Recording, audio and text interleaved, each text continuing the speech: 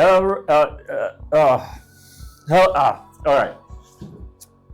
I'm a little scrambled right now because I want to invite everybody to enjoy. I want everybody to be happy that we are here on EGI2 Stream 6. Allan, are you happy to be here? We do already have a hype train going. Oh, wow. That's so great. And that gets me right to the very first topic of discussion for this evening, which is that every time that there is a hype train from now on EGI2, we will be airing a new, either one of two new segments, one where I tell a story for the entirety of the hype train, or two where I tell or sing a song for the entirety of the hype train. A song that I'll have to just come up with it on the spot. That's how the hype trains are going to work from now on, Allan. Thank you for telling me that. You're such a cool guy. Back to you, Robbie. Back to you, Allan, and we are going to start right now with the level 1 hype train. Level 2 hype train. Level 2 hype train. We're already up to level 2, so let's get started right away.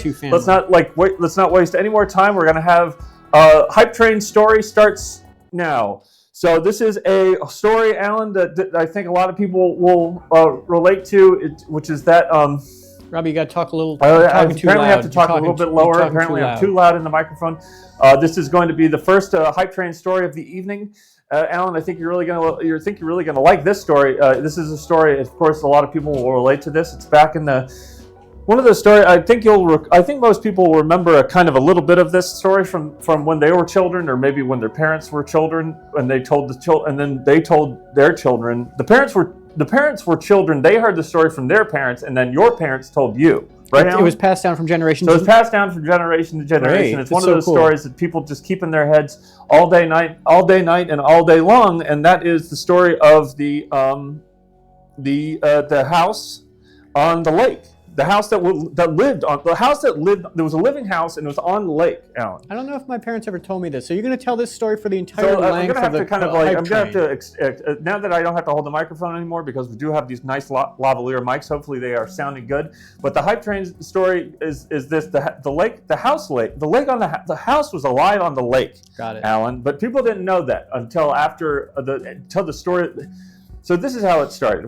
So there was a couple, right? And they wanted to have a child, and so they were trying to have a child, and they lived by a lake. Right. And the lake was broad and still. It was one of those classic kind of misty moorish lakes, a lot of wetlands surrounding it, a lot of high trees, a lot of roots.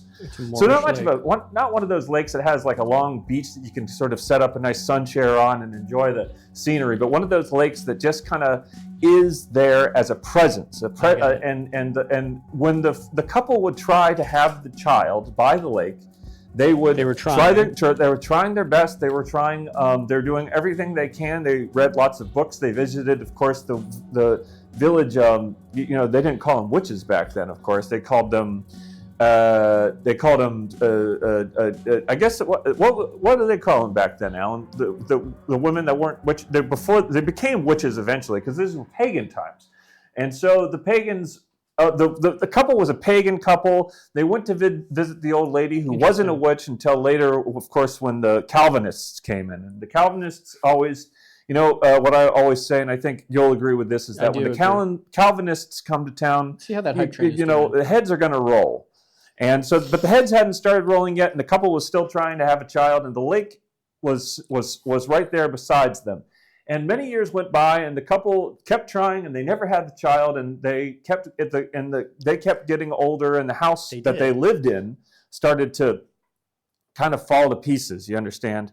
And the way it was that the house was a house that they had built themselves. They had built the house themselves as a newly married couple. The house had been designed by the husband and the wife together. They had built it with their own hands. They farmed their own land. It was one of those.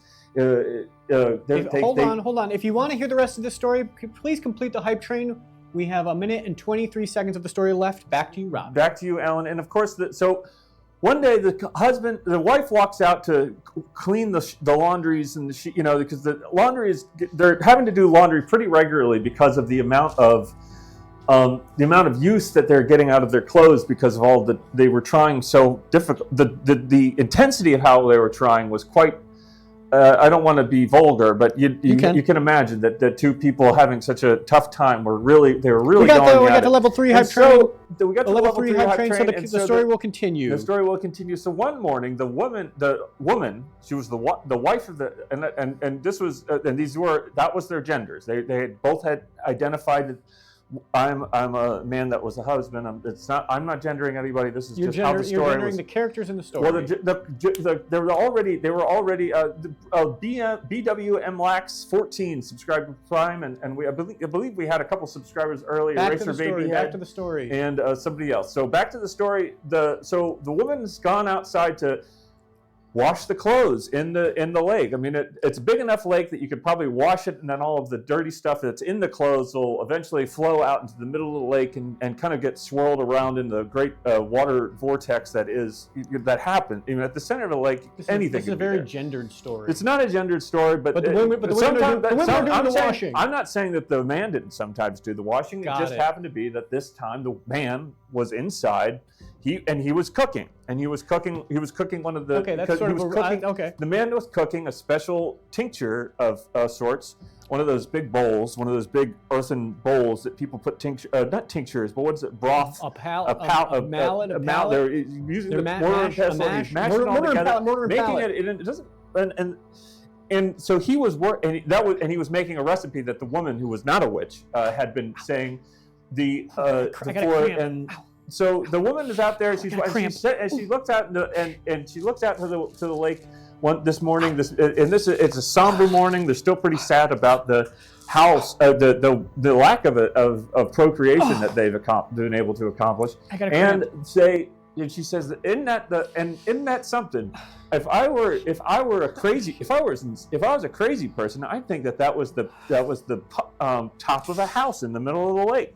Okay, interesting. So exactly. So at the top of that, but she didn't think of anything of it. She thought, well, maybe I'm just a little crazy today because it's been so stressful, with all the trying, and now I'm going to go inside and drink some crazy broth that a witch had, not a witch, but you know what I'm talking about. 2 minutes and 30 seconds left of the story to get to the next chapter of the story, the hype train. And thank you so much for keeping the hype train going, because this is an important new step that I think we're all going to really be able to. And this is a big part of the community building here. Is that I think that we've always tried to wonder what we should say or do during the hype train. This seems like we're just on the back to the story. Juicing so the numbers. She goes back inside. Drinks the broth, they try again, and then the next morning the husband goes out, and this is why I was saying it wasn't that it was just the woman always doing the laundries. Right. But the guy goes out there in the morning, and again it's a somber morning, lots of mist, lots of still water, and he looks out and he sees what he thinks is the top of a house, and he goes back inside and he says, what? And he says, I don't remember what their names were, but he says, so I'll just say wife, husband. Sure. Wife, I know you're going to make fun of me if I do this, and I tell you this, but I do believe that there is the top that a house is being revealed to us by the lake. They weren't familiar with the houses in their neighborhood. And the wife says, yeah, I wasn't going to say, and she says, husband, I wasn't going to say anything to you because I do think.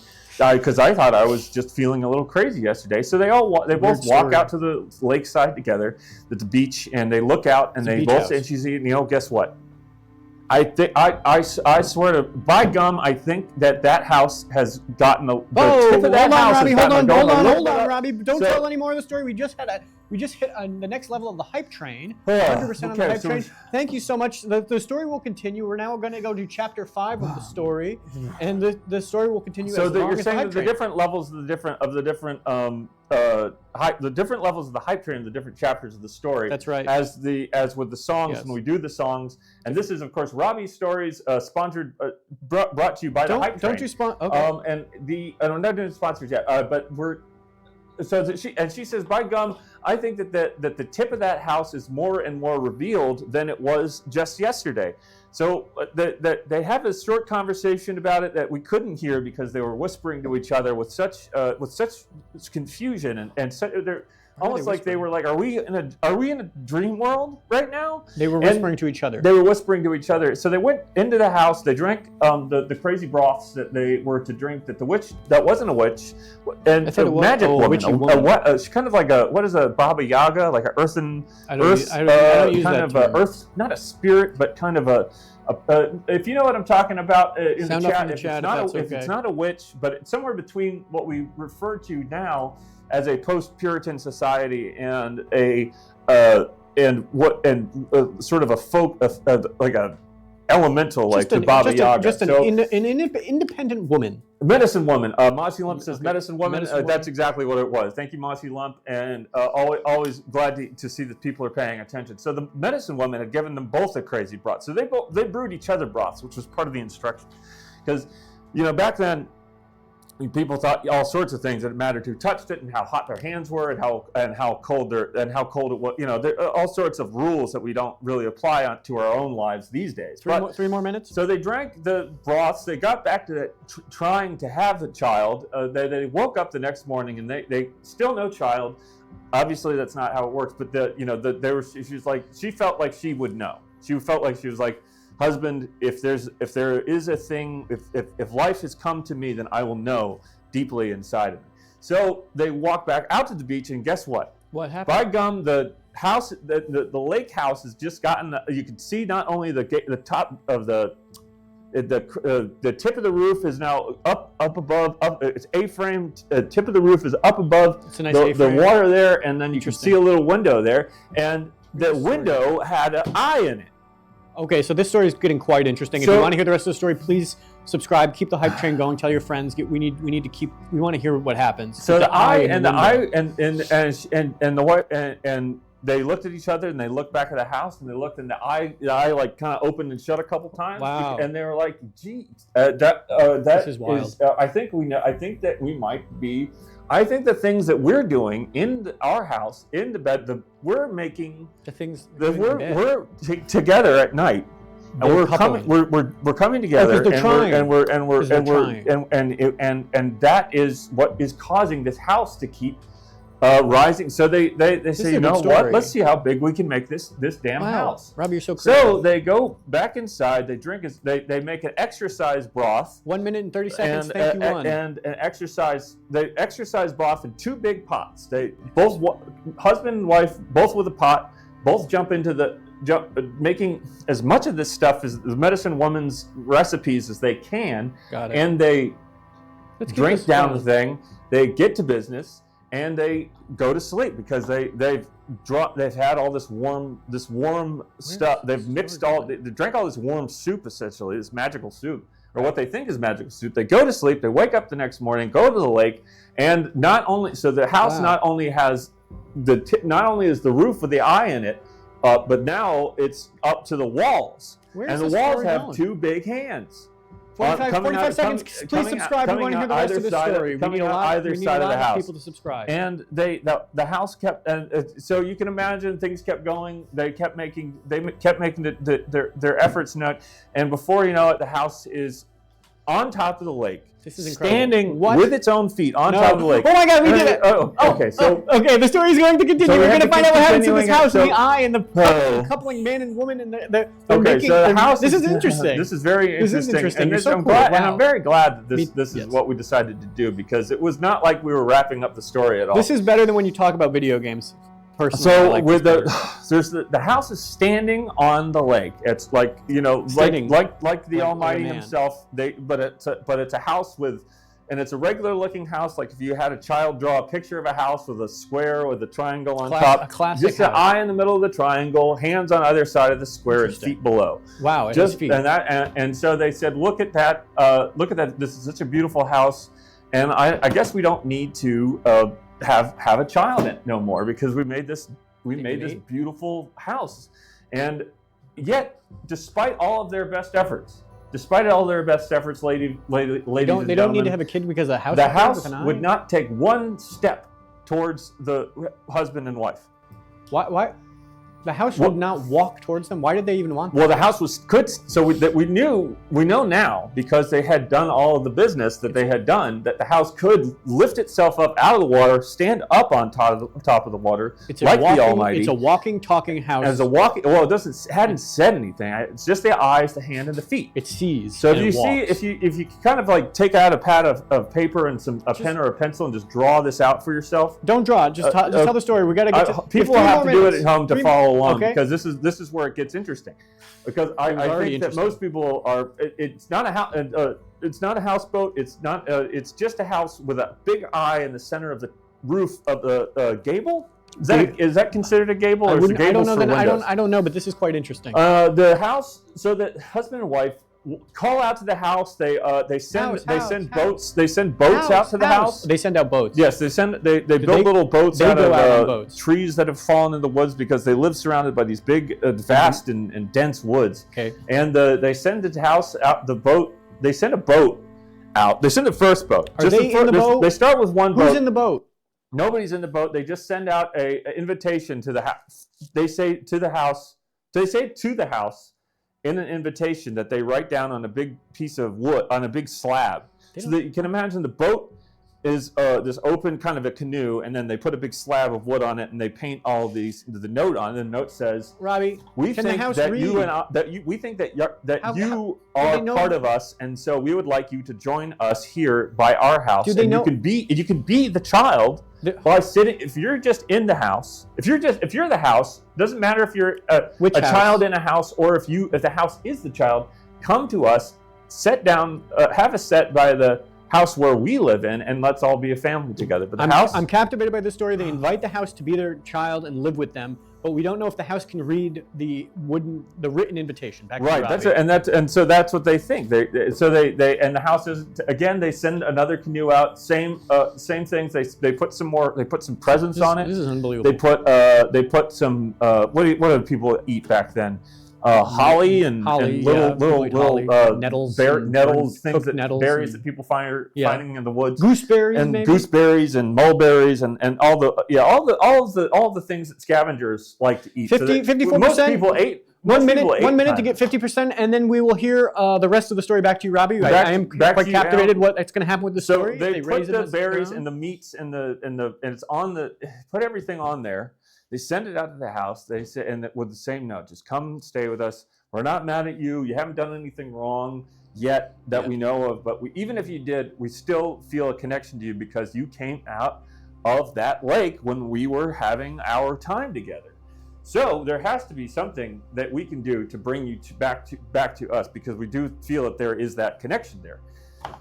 And so they want to bring, but the house is not responding, and they want to bring it to them. So they go to the medicine woman and they say, "Listen, we got this big ass house on top of the lake." Robbie, you get the all-time record shattered hype train shattering record. We're gonna hear the chapter. What chapter are we on? Chapter 6. Chapter 6. Back to you, Robbie. What's gonna happen? This is what's gonna happen. So they go. Okay, so they go to the medicine woman. This is juicing the medicine woman, and the medicine woman isn't like one of these fly-by-night medicine ladies that just has kind of a dirty gown and like maybe a robe made out of leather.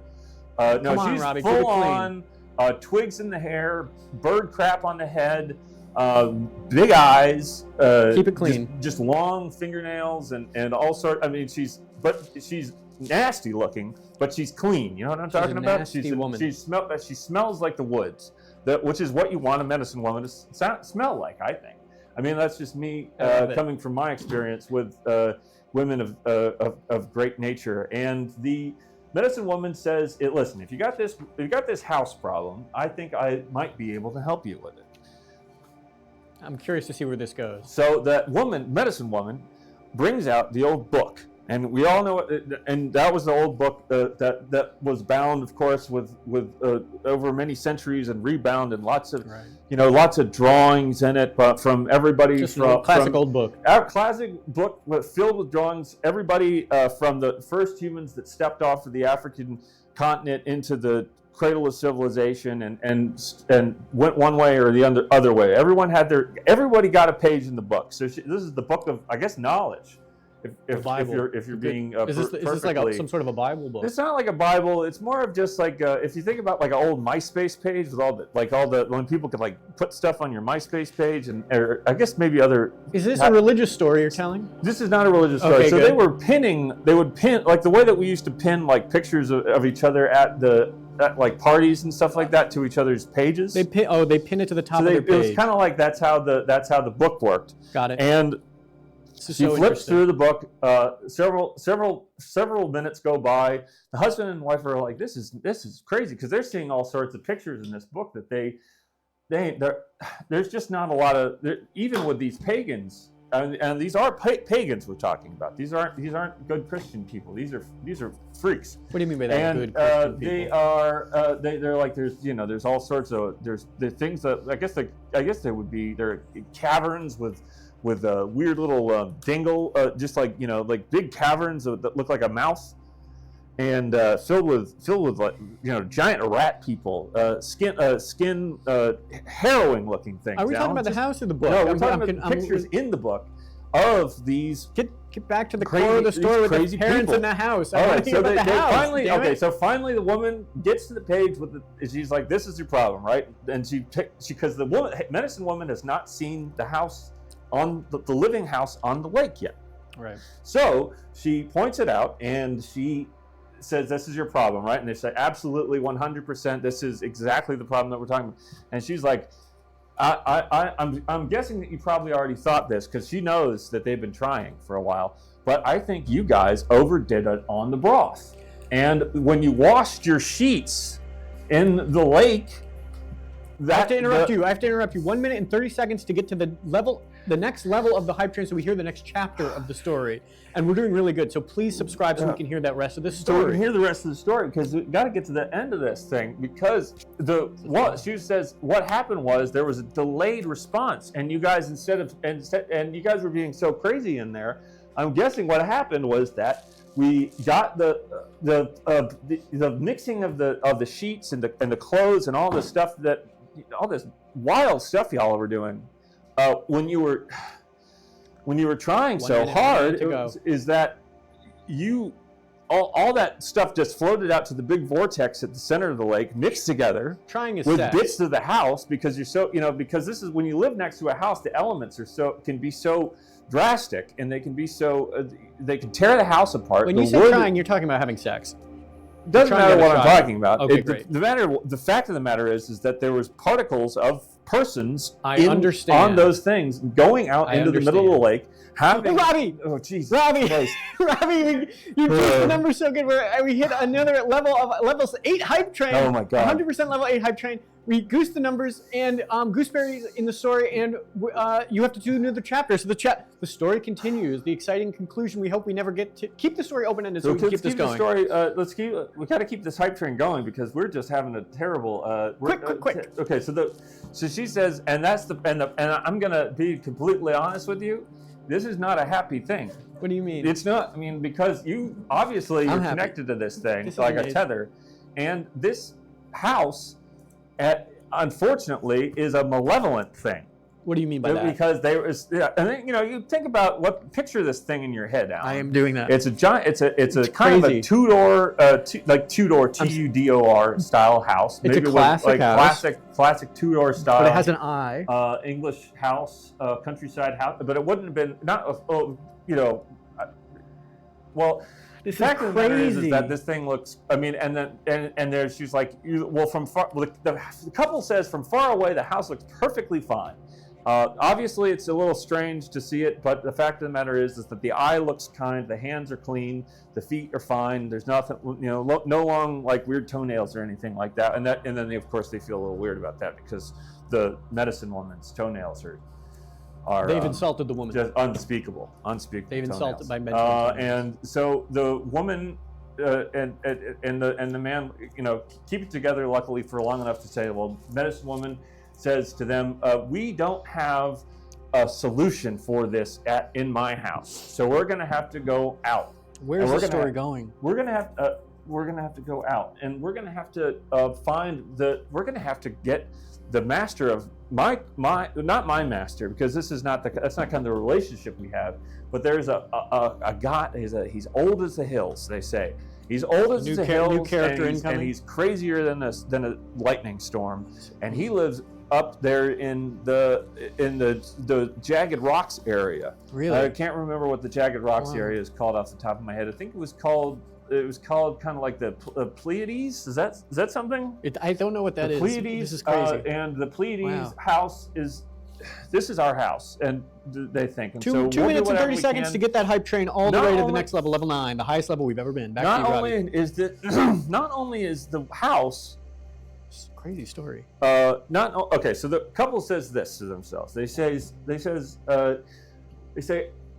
listen, we'd like to not kill the house. We don't want to like enter into a pact with this crazy rock man. When were they going to kill the house? They were saying, because she's saying like the house is malevolent being, so we got to figure out. So the man who lives in the Pointy Rocks area, he's going to have to come down and just kind of chop it to bits. But they love the house like their own firstborn, only born, and it's connected to their sexual activities.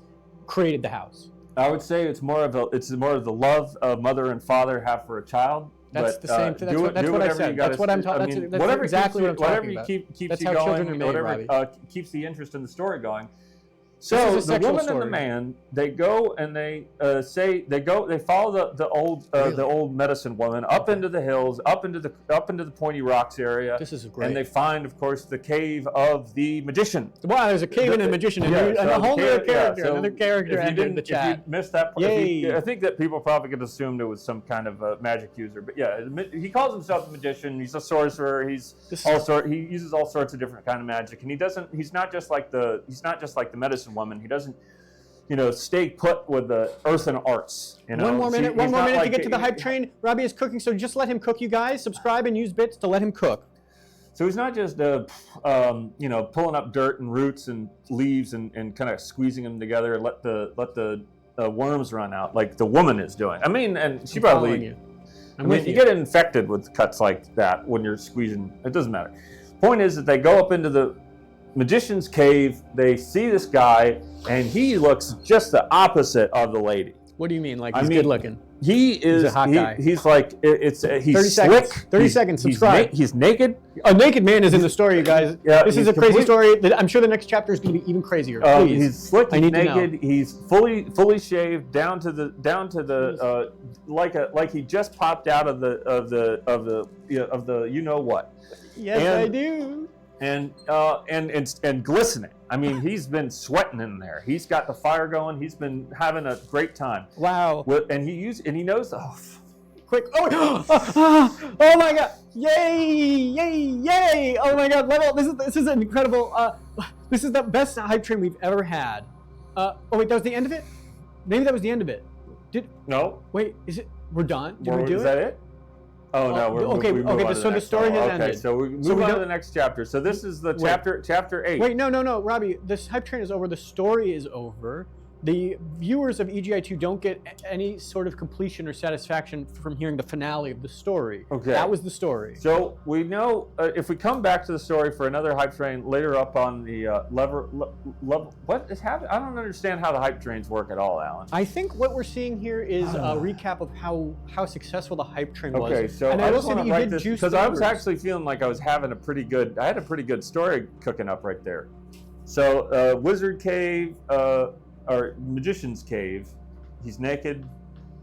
He's crazy. All right. So and they want to turn the house into a real child. It was the final. I don't think that was Welcome my to interpretation. EGI2 Stream 6. We are so excited for y'all to be here. That was Robbie's stories. Whenever we get a hype train going, we do have to do a story from a story or song. And I think tonight, if we can stick with the story that we had going on, if there is another one, then we will go ahead and do that.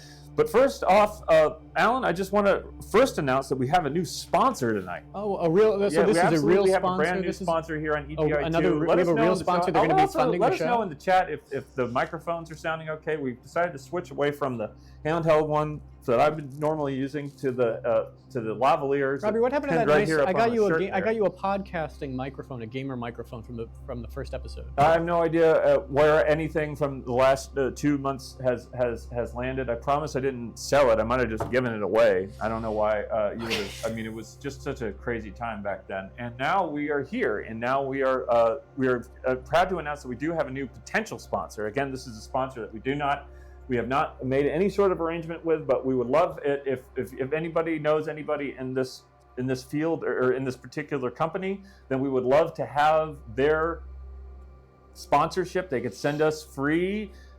The new sponsor is Bitmap Books. Bitmap Books, of course, they make great, nice looking, nice weight, high quality, high priced books about video game culture, history, and the economies of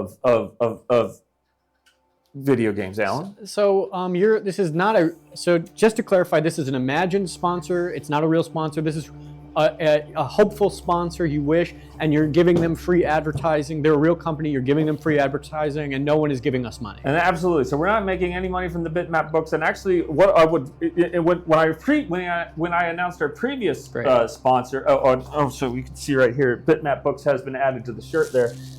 When we added mini gaming desktops, mini PCs to the sponsorship list, the potential sponsors, we did ask if they would be willing to, if companies like Ivoler, does that sound?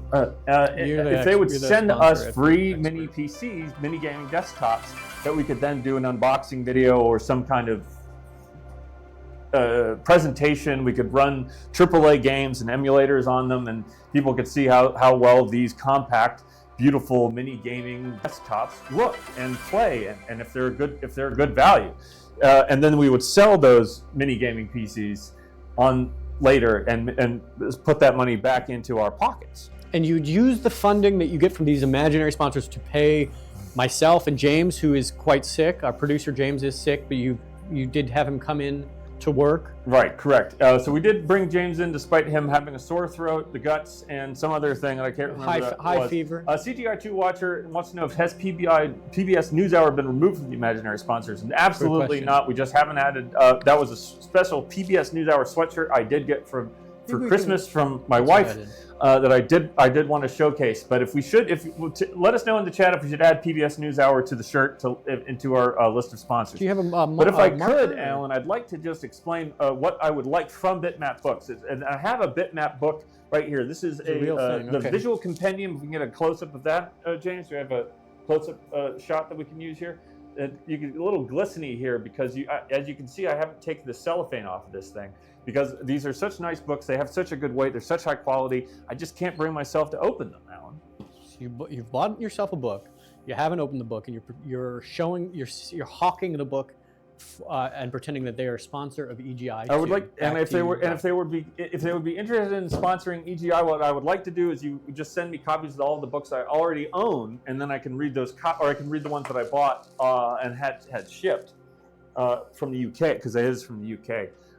And then I'll have the ones that are still wrapped in cellophane, and I'll put those in a box, and I'll put the box in a very, very safe location, and then I can just have 2 copies of all the books I already purchased. Spent probably $500-600 on Bitmap Books already. So you've given them money, but exactly. So I've given them money. So we're hoping for a return on investment. Maybe you cover the cost of the books you've already gotten, and anything that's left over goes directly into the coffers of the show, and maybe a little bit to me, and maybe even James for some medicine.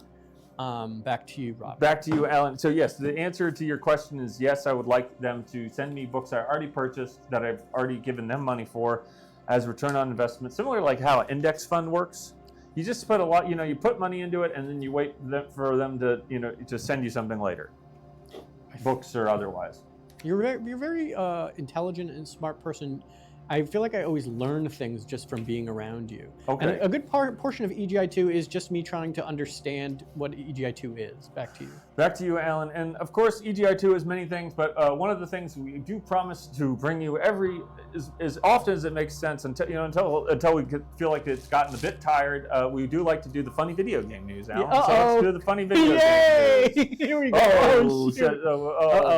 Oh, Lord. Christ. Okay. All right, funny video game. No, you're gonna do all of funny it. video game news. Robbie. That's not the right one either. Lord. Okay.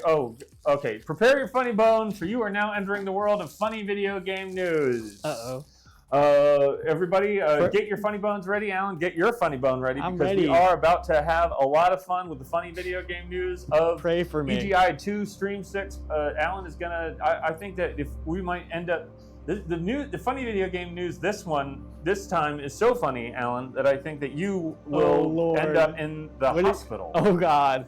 Because it's me and James. Because we've gotten used to the thing. We've fine-tuned the segment, so it now is almost razor sharp, Allan, like a blade that cuts and slices, and you don't feel it until many hours later when the wound opens up and the blood pours out. I'm afraid what this. But you're also going to laugh at the time. But it's later that you die. I'm gonna enjoy it. I'm gonna be cracking up while it happens, and then afterwards I'll be meeting my maker back. All right. So funny video game news. Hopefully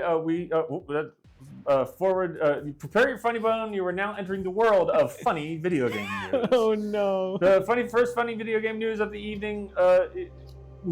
Sonic the Lost World's special DLC levels is in the funny video game news this evening, Allan. And it's because President of Kenya, William Ruto, says our global society must unify and demand more exciting Lost World DLC levels despite the weaknesses of the base game. And this takes a little bit of explanation because people don't remember that when Sonic the Lost World came out on the Wii U, that it had these additional Nintendo and a couple Nintendo-inspired levels, Yoshi's Island, The Legend of Zelda, and people were very excited about that. But the game wasn't great. But the levels, the ability to play as Sonic and run around in Hyrule Field and on Yoshi's Island was just too fun to really.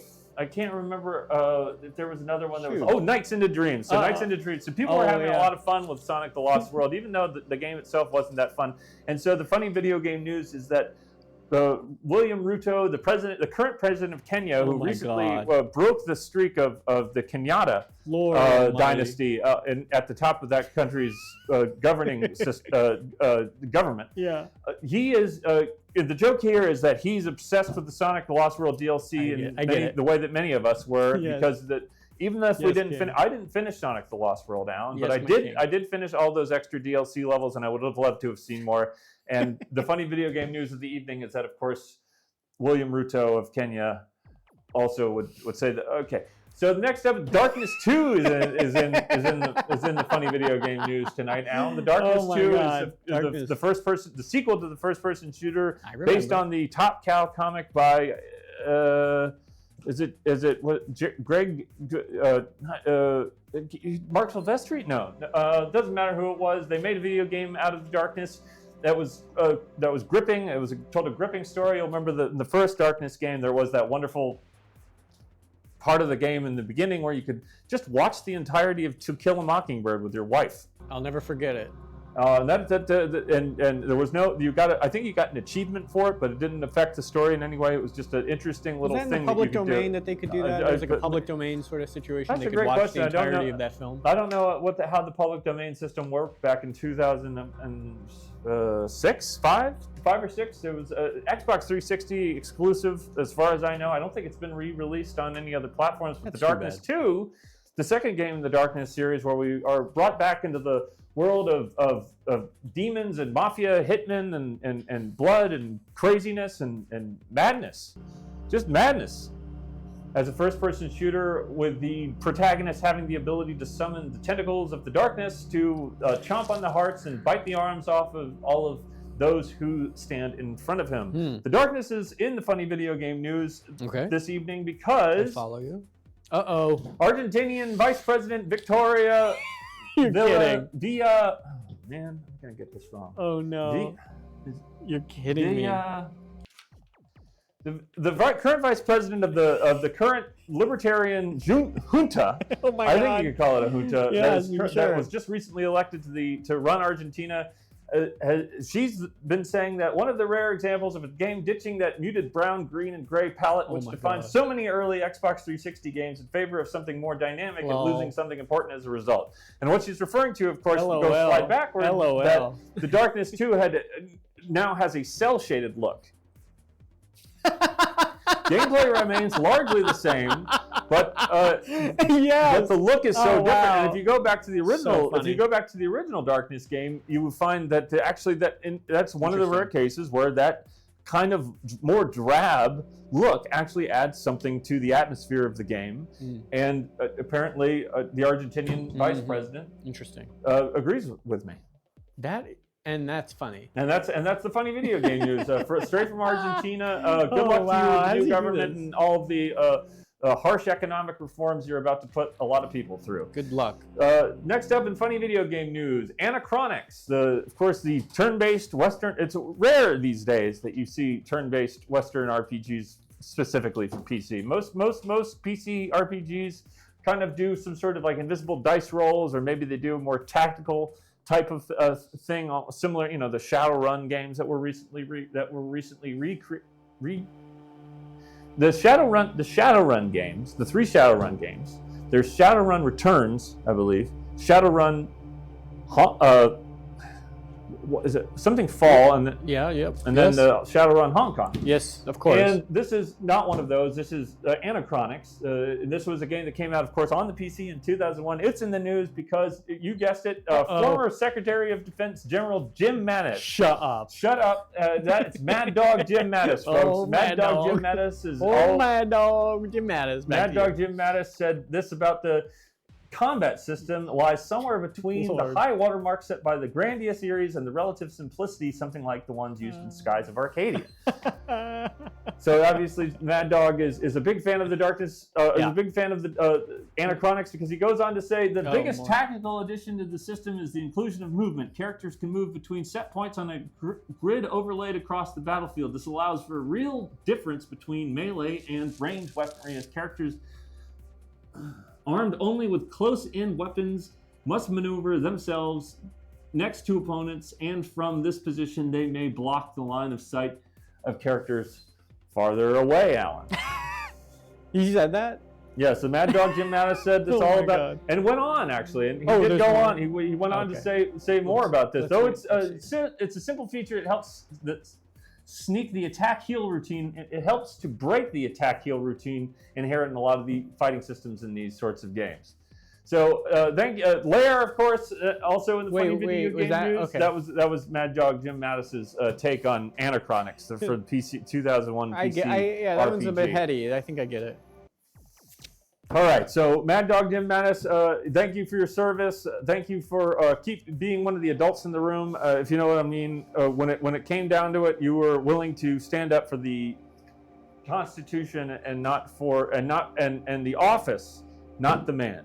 He's a great patriot. So he's a great patriot. Thank you for your service. He's thank you for all who serve. He's like a classic dad. He's like America's dad. He's like Mad Dog dad. Mad Dog. He's like a mad dog. He's crazy, and he's a mad dog about Anachronics. He's crazy. Next up in funny video game news, it's Lair. Here we go. Yes, of course, the level 5, not Factor 5. I always get those two mixed up, Allan. Factor 5 and Level 5. What are you going to do with this? So Factor 5 are the people that made games like Rogue Squadron, Kid Icarus Uprising. And how do you come up with this?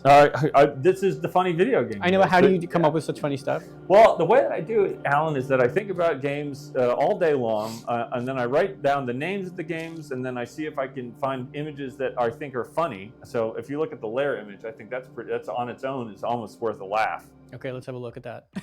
And right. So that's the inspiration. That's the inspiration, and then you just come, and then you look through the news of the day, and you see like who's making the news. Obviously, William Ruto has been in the news a lot lately. Mad Dog always. Mad Dog. People just have Mad Dog in the back of their head at all times. Mad Dog mind. Mad Dog Jim Mattis. I hope that they could bring Mad Dog back, and he could maybe sort out the situation in the Red Sea. Who knows?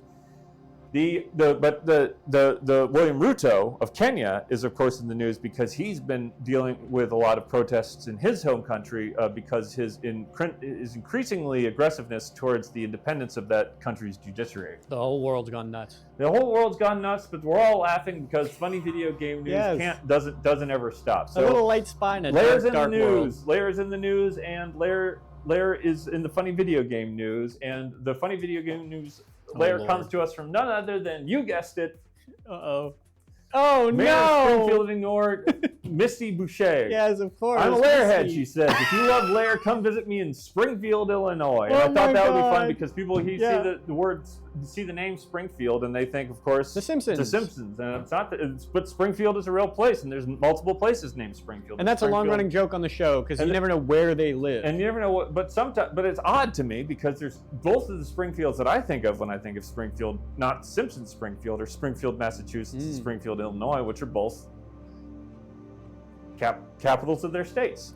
That's so the joke in this one is, of course, that the funny video game news coming out of Springfield, Illinois, is that current mayor of Springfield, Illinois, Republican Misty Boucher, is in fact a Lairhead. She loves the game Lair from Factor 5. She's having a great time whenever she tries to do the 6-axis controller thing with Lair. Maybe she's, and who knows, if you're ever in Lair, if you're ever in Springfield, then go ahead and take a knock on City Hall and see if you can't find Mayor Misty and ask her what if she continued on with the game after they reversed their decision to have 6-axis only controls in favor of having a 2-stick control scheme. Interesting. And the thing I was saying earlier is that I always get Factor 5 and Level 5 mixed up. So Factor 5 made Rogue Squadron and Kid Icarus Uprising, and then Level 5 made... Layered. No, Level 5... Doesn't matter. Oh, all right, so the funny video game news from Springfield, Illinois. Good luck with the rest of your term, Mayor Misty, and we will be happy to see what you can do with that. It's a classic little town, but it's an important town. Yeah, it's home to America. If you're the mayor of Springfield, Illinois, you're working with Governor J.D. Pritzker and the legislature there. Yes. To make sure that you have everything that you need. Funny video game news continues, though. It's back to Jim Mattis. Oh, not Jim! And his look at anachronics. One odd omission is the inability to skip a character's turn. Skip a character's turn when it's their turn to act. Characters have to do something before they can play can continue. That means that characters out of range of an enemy must either move into range or use an item or special attack instead of simply being able to. Can't read that. It's fading. Okay, bring it back up there, James. Sit back and wait. It's not a huge flaw, but it's consistently annoying one. Through each of the game's 7 characters who become available as the plot progresses, though you can have only 3 in your party at a time, as a series of unique special attacks that border on magical. About a quarter of the way through the game, the Mistech concept is introduced, which forms the Anachronic's magic system. Mistechs are chunks, such as the ability to shoot futuristic fireballs and ice stones. Okay, there's more. Roughly, this is funny. This is pretty funny. Okay, great. And that is the funny video game news that was from it? Secretary Jim Mattis. And that's the funny video game news, is that he was just reading the GameSpot 2001 GameSpot review of Anachronics on the PC. So Mad Dog Jim Mattis strikes again, folks. Shit. If you never expect Mad Dog, don't use the brown word. Mad Dog Jim, you never expect the Mad Dog to bite, but you do expect him to bite, but you never know when he's going to bite. And he bit us good on this funny video game news. He did bite. Of EGI 2 Stream 6, and we did bite. And you now understand how funny video game news works. I think Allan. I understand. And just a note, he did bite, and he is, and I think that's because he's mad. But what I've always noticed about dogs that bite is the bigger the dog, the bigger the bite. So let's go to the phone calls and see what people are saying about the funny video game news from where they're sitting on this wonderful, crisp January evening. This is a phone call segment of the show. I think we already have someone on the phone right now. Hello, caller. You're on the air with EGI2. We're talking funny video game news. Who are you? Where are you calling from? And what's the funny video game news where you're calling from?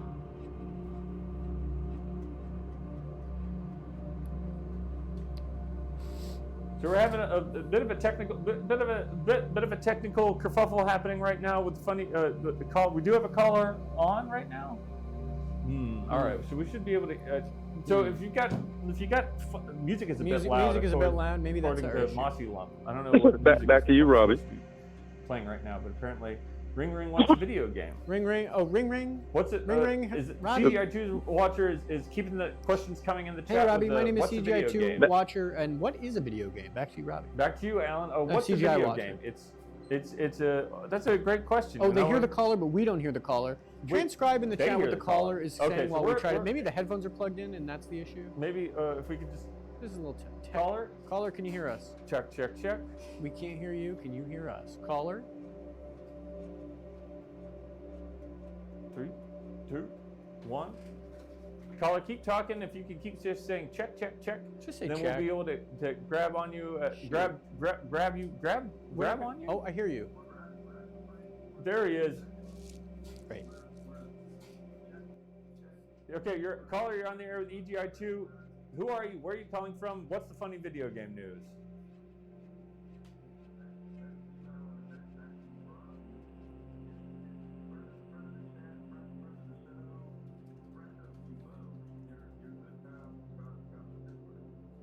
Good. Scott from friend of the Pittsburgh is show. on the Friend of air, the show. ladies Scott from Pittsburgh. And gentlemen, everybody outside and in between. Scott from Pittsburgh.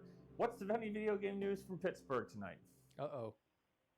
Well, I did hear just a little bit of funny video game news, and I thought it was relatable and funny. And it had recently come out that the late Queen Queen Elizabeth had Empress leaked- of the Emperor? Queen. What is it? Maybe Joe Botnick could help us with this. Well, okay. Well, what's the funny? Okay, so you got your newsmaker. What's the funny video game news from the old Queen? It had recently came out in a leaked email that she had said that she was looking forward to all of the appearances of the Guardian Galaxy and Kirby and the Forgotten Land, and the reason that is funny, because as we all know, is that Kirby and the Forgotten Land won the least appearances of the Guardian of the Galaxy award. That's funny video game. So what Scott from Pittsburgh has done there is, of course, take a Great newsmaker job, Scott. like Thank you, Scott. Queen Scott from what? I said just saying thank you to Scott. Thank you to Scott and Thank Queen you for of that. Pittsburgh, Queen of England. Elizabeth of England. Thank the you, late bud. Queen was willing to jump into the fray and say. But here's the question that I have for you, Allan: is it still considered funny video game news if it's just drawing from the if it's just drawing from our Game of the Year awards? If it's in the news, I don't know if you maybe made news when you said that, so it might count. And that's why I value so much your input here, Scott, is because there's a lot of questions that we have about funny video game news that we have not answered yet. But this is this funny. This of course made us all chuckle. We all had a great time thinking about I was Elizabeth, laughing. wondering if the Guardians of the Galaxy would ever show up in Kirby and the Forgotten Land. It's a funny thought. And then she went off and died at home. So. And I do appreciate it, and I'd like to say, for someone that doesn't play many video games or watch much news, I think an E for, is it an E, an A, maybe a B for effort. I did remaster I took two jokes previously. Right. I remastered them into one joke that I guess is maybe new, but it was old material. But I must say that I love Storytown. That is a great addition. Well, thank you, Scott. We're so happy to bring the storytelling and the song making into the end of the stream, because we do have plenty of time to kill on these longer shows, And what a better way to pass the time than with telling stories that everyone can find sort of find something in those stories to attach themselves onto and take home with them, Alan. Yeah, I think that especially the story of the couple in the house, living house on the lake, and the incredible medicine woman and all the other characters. And if anyone wants to hear the rest of that story, I would love to hear the rest of that story. I'd love to get another hype train going because I'm quite curious about what's going to happen with that house and then some of the new characters you introduced. So thank you again for your call, Alan. Scott. Let's go. Agree. Have a wonderful evening. Stay warm. I assume that you're being licked by the cold front that's been moving out of the Arctic. Yes, and I want to say something about Scott. Thank you for watching EGI2 without playing video games or watching the news. I think I'd love to just know how many people watch EGI2 and don't play video games or watch the news. So and back to you, Alan. That is appreciated because I don't think many people would take the time. I don't think there are many people that are talking about this. No, I think a lot of people don't cover it, and that's why this show is so important. Is because there are people that are willing to put up whatever the AAA 10, triple 5 out of 5, to 20, 85 to 95% a score that these games like Alan Wake 2 and he did it. Alan Wake. Wait. Alan Wake. Alan Wake 2 and Baldur's Gate 3 and what have you, Halo Infinite and whatnot, and nobody's talking about Anachronics anymore. But we're doing it, Scott. So Scott, thank you for your call. Let's go ahead and close our call with Scott and thank you both and much love. What? What? What's happening? Alan Wake. Where'd Scott go? Scott had to go, but we do have another phone call on the air. Caller, who are you? Where are you calling from? And what's your funny video game news? Let's hear it. Hi, Robbie. It's Cody from Florida again. Cody Hi, from Allan. Florida. Love. What? At Fort Lauderdale? Was Cody that or Tony? No, well, I told you Fort Myers before, but I was lying. I'm actually in Cape Coral. Okay, so Cape Coral. Beautiful Cape Coral. It's an offshoot. Not much coral in Cape Coral is the funny thing, I think. No, but I do have funny video game news, and it's kind of relevant to my situation. I'm flooded out of my neighborhood right now. I can't drive down my road to get home. Jeez, but you're still watching Twitch. But you're still making time for EGI2 and the funny video game news. Even it's a terrible state, Florida. It just doesn't make any dang sense. Alan, it's a rat bastard. It's a rat bastard of a state. It's a rat bastard of a state. Absolutely. It's done me a lot of good, but it's also been incredibly. It's an incredible burden to be from a place like that. All the wackos that you meet. And what's the funny video game news from the great floodplain of Florida? Okay, so can we imagine the graphic being Link in the water temple in Ocarina of Time? Okay. All right, so that's the first graphic, right? Link in the water temple. But then we go to Ron DeSantis saying, "You need a strategy guide to navigate my state." That's funny video game news. That's absolutely funny video game news. So the joke is that I get it. The joke is, of course, that you see the funny Legend of Zelda. Ocarina of Time water temple, and if you remember, there's all those different layers, and you kind of got the water temple rises and falls as you turn cranks. I remember that. And unlock doors and dams and things like that. I don't know if they're considered. And Ron DeSantis is like, I mean, to survive living in my state, you need a Prima guide. And of course, in that part of the state, similar to the water temple, you have stormwater retention ponds and canals that flood to make sure that the wetlands don't get over inundated with the water. It's very similar to the water temple, Alan, and that's why it's funny video game news. Wow. So I'm going to be sitting in a 7-Eleven parking lot for a couple of more minutes before it drains out. All right. Well, if you go into the 7-Eleven, tell them to get their smart watch. Ring, ring. Just put on EGI2 on Twitch. Don't say anything, Ring, ring. and see what happens. And maybe you never know what kind of magical relationships can come out of when you share an experience like EGI2 Stream 6 live on twitch.tv/EGI2. Thank you for your call. Stay dry. Stay out of that Back to you, Robbie. Back to you, Allan. That's nasty. Back to you, ring. Nasty stuff. All the chemicals and all the slick. A CGI2 watcher says, I'll do it. I'm calling. Sorry, ring. Ring, ring. Oh, Hoggy subscribed for 3 months. Thank you, thank Hoggy. you so much, Hoggy. Ring. Ring. Hey, Robbie, this is CGI2 Watcher. I have some funny video game news. Okay, let's hear it. Japanese Prime Minister Fumio Kishida. Well, it's actually, I think it's Kishida Fumio. Okay. I think that's so it's switched around. Okay. The Prime Minister said, I believe too many work hours are lost to people playing video games, and it's a real problem. Is that funny? I don't think that's funny video game news. Oh, sorry. Sorry about that. Expertly crafted, at least. I won't say nothing about the structure of the funny video game news, attempted funny video game news. But he didn't specifically. It wasn't. If it was the way I would do it, is that you talk about a specific the Japanese game. Prime Minister is secondary. So you come up with the first game, which would be, it starts with the game.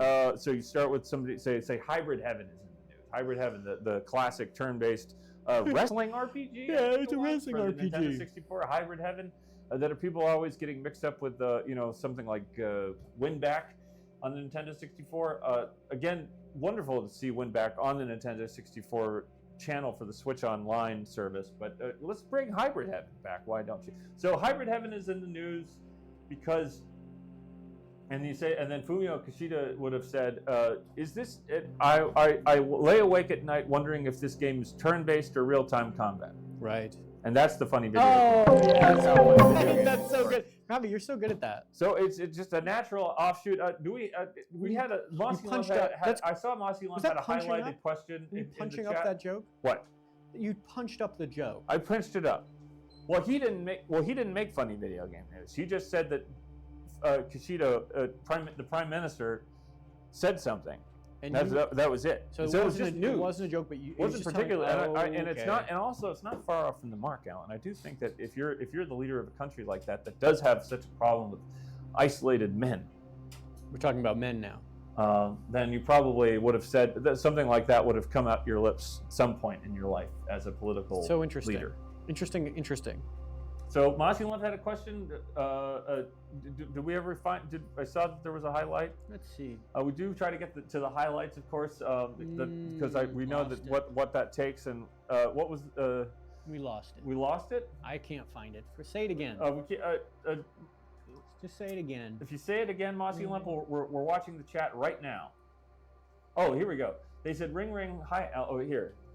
Ring ring, hi, Allan. Oh, ring ring. Have you ever played Fortnite with Ben and Cricket? Thank you. I have not played. I don't think I've played Fortnite with pretty much anybody. Is that funny video? Was that an attempted funny video? No, did that come during funny video game news? That did come during the funny video game news. It wasn't funny. It wasn't funny. It wasn't news. Friend of the show, Mossy Lump. With the questions. Just a question. It's a question about Fortnite, not funny video game news. But if you wanted to make it funny video game news, you would about Fortnite. You'd start with Fortnite. You'd start with an image of Fortnite. Some of these, these kind of dingbats with the helmets and the crazy jumps. You'd say something. And then picture that, and then you would go to like whoever the finance minister of Austria is. So hello, caller. You're on the. Do we have a phone call that just came in? Sorry, I missed. I think we might have missed a call. I apologize. Let's move. Keep the show moving. Oh, we do have one. We have time for one more call for funny video game news. Hello, caller. You're on the air. Well, oh, sorry. Right now we got a highlighted thing from Mossy Lump. Sorry, I thought it was okay because Fortnite's a funny character. I mean, she's not wrong. Absolutely not wrong, but it wasn't. But it's not funny video game news. Okay, so Marco Lot, I want to hear Allan do a funny video game news. Caller, you're on the air. Let's hear Allan's funny video game news. Allan, go ahead and hit the mic, as they say. Give me a second to think of a game. Ring ring ring ring. So it starts with a game. Right. So this the 11th hour. The 11th hour is in the news. The sequel to the 7th Guest. Yes, we all know the 11th hour is in the news. Which version? The PC version. Okay, the PC. So not the 3D or Saturn version. No, I don't. Okay. No, just the PC version of the 11th hour is in ring ring. Okay. The joke would be the 11th hour is in the news. Okay. And then the news would be, and give me a second to think on this. Take your time, Allan. I need some sort of leader, political leader, or politician. Who's your congressman? I'll go Katie Porter. She's not my congressman, but I will. We all recognize Katie Porter is a elected congressperson, but she's not mine. Right. Katie Porter said that the Mr. Death's the skeleton hand from the 11th hour snuck up during her office hours and hit one of her staffers. Oh, terrible. And that's why she was late for the signing of the law. How was that? And what did she say?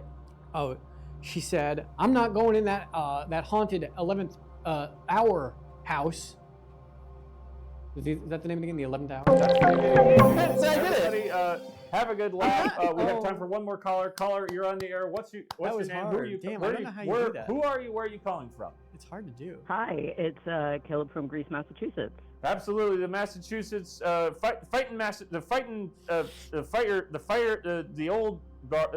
the Revolutionary War started in Massachusetts, and the fighting spirit of those wildcats is still there. Couldn't have said it better myself.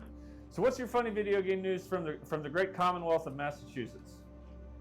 So, I heard this personally from the great leader Heliogabalus myself, that he's been quite upset since a game I like quite a bit, Dead by Daylight, has started to change around some of its key mechanics and kind of, well, Alan Wake recently got added into Dead by Daylight, and you would think that that's such a good addition, but he's not happy about it. He went off on this huge rant to me about how Dead by Daylight should be focusing more on the creative aspects than merchandising, and I just don't know what to think about that.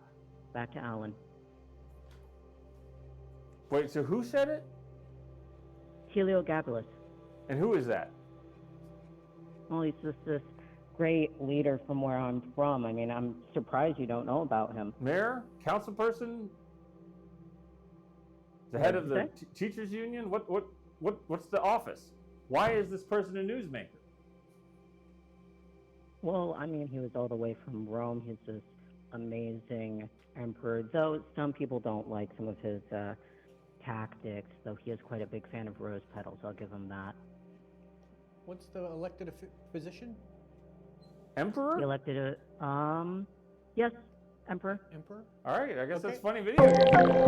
Newsmaker is thank you. Relevant to Dead by Daylight, which is a current and sort of a live service game at this point. So that call pretty much checked all the boxes. Didn't start with a game, but then did mention a game. Political person talking about the game. So thank you for your call. Thank you for your call. Stay warm as the cold weather of the Arctic winds bite and lick I'm trying. And the teeth and the knife and the night. Bite and lick. Good night. I am trying my best to keep warm as a creature of the night. Thank you. There's no better way to keep warm than by screaming at your friends that they haven't done enough to keep you protected from the killer. Dead by Daylight. Of course. Right. Thank you for your call. We have to keep moving along. Ring ring. We get a funny video game news. Henry Kissinger said before he died, a terrible vision of Fortnite. A lot of Fortnite jokes in the chat. Earnest attempts. Thank you for that. But we have to move on from funny video game news because we do have a very special report coming up at this moment in the evening in the EGI2 Stream 6. It's Allan's special report on Winback 2 Project Poseidon. I can't wait to do it. So, Allan, been looking forward to this Me too. all week. Your look at a classic game, third-person action adventure, more action than adventure, I suppose. You tell me. This is the special report on Winback 2 Project Poseidon. We talked about Winback a second ago because I always get Winback mixed up with Hybrid Heaven. So maybe you'll be covering that. We'll see what's in the report. I'm so happy to do it. I love doing these special reports. I love pleasing Robbie and giving him pleasure by, kind of entering his world of these kind of these weird games that people don't know about or talk about or care about. And so I'm doing my special report on. Let me get it. This is Allan Resnick reporting live. Special report on Winback 2 for the PlayStation 2. So I'll just read this. And this is, of course, the sequel. This is the sequel to Winback 1. Which was on... We'll get to it. Great. It's all in the report. Hold on to your controllers. That's how I started. Hold on to your controllers because we've got some exciting news for you. Remember that... This is something you might like. Remember that gem of a game from back in the day? Winback 2? Poseidon's adventure? Do you remember, Robbie? Yes. Well, it's back in the news. Back in the news. It's funny video game news. No, this is my special report. Sorry. And it's only when I say it's back in the news, I mean I'm talking. The news. We're making news by talking about it. So it's back in the news, and it's about to kick some serious butt. Winback 2 Project Poseidon rocked our PlayStation 2 worlds back in 2006. A game all about tactical shooting. It's a shooting kind of a violent shooting game. And it was cover-based shooting. Okay. Just let me do the report. A game all about tactical shooting and heart-pounding action. You step into the shoes of Craig Contrell. So this is Craig Contrell. It's like I'm there. So this is Craig Contrell. So you play as Craig Contrell, a one-man army who needs no help.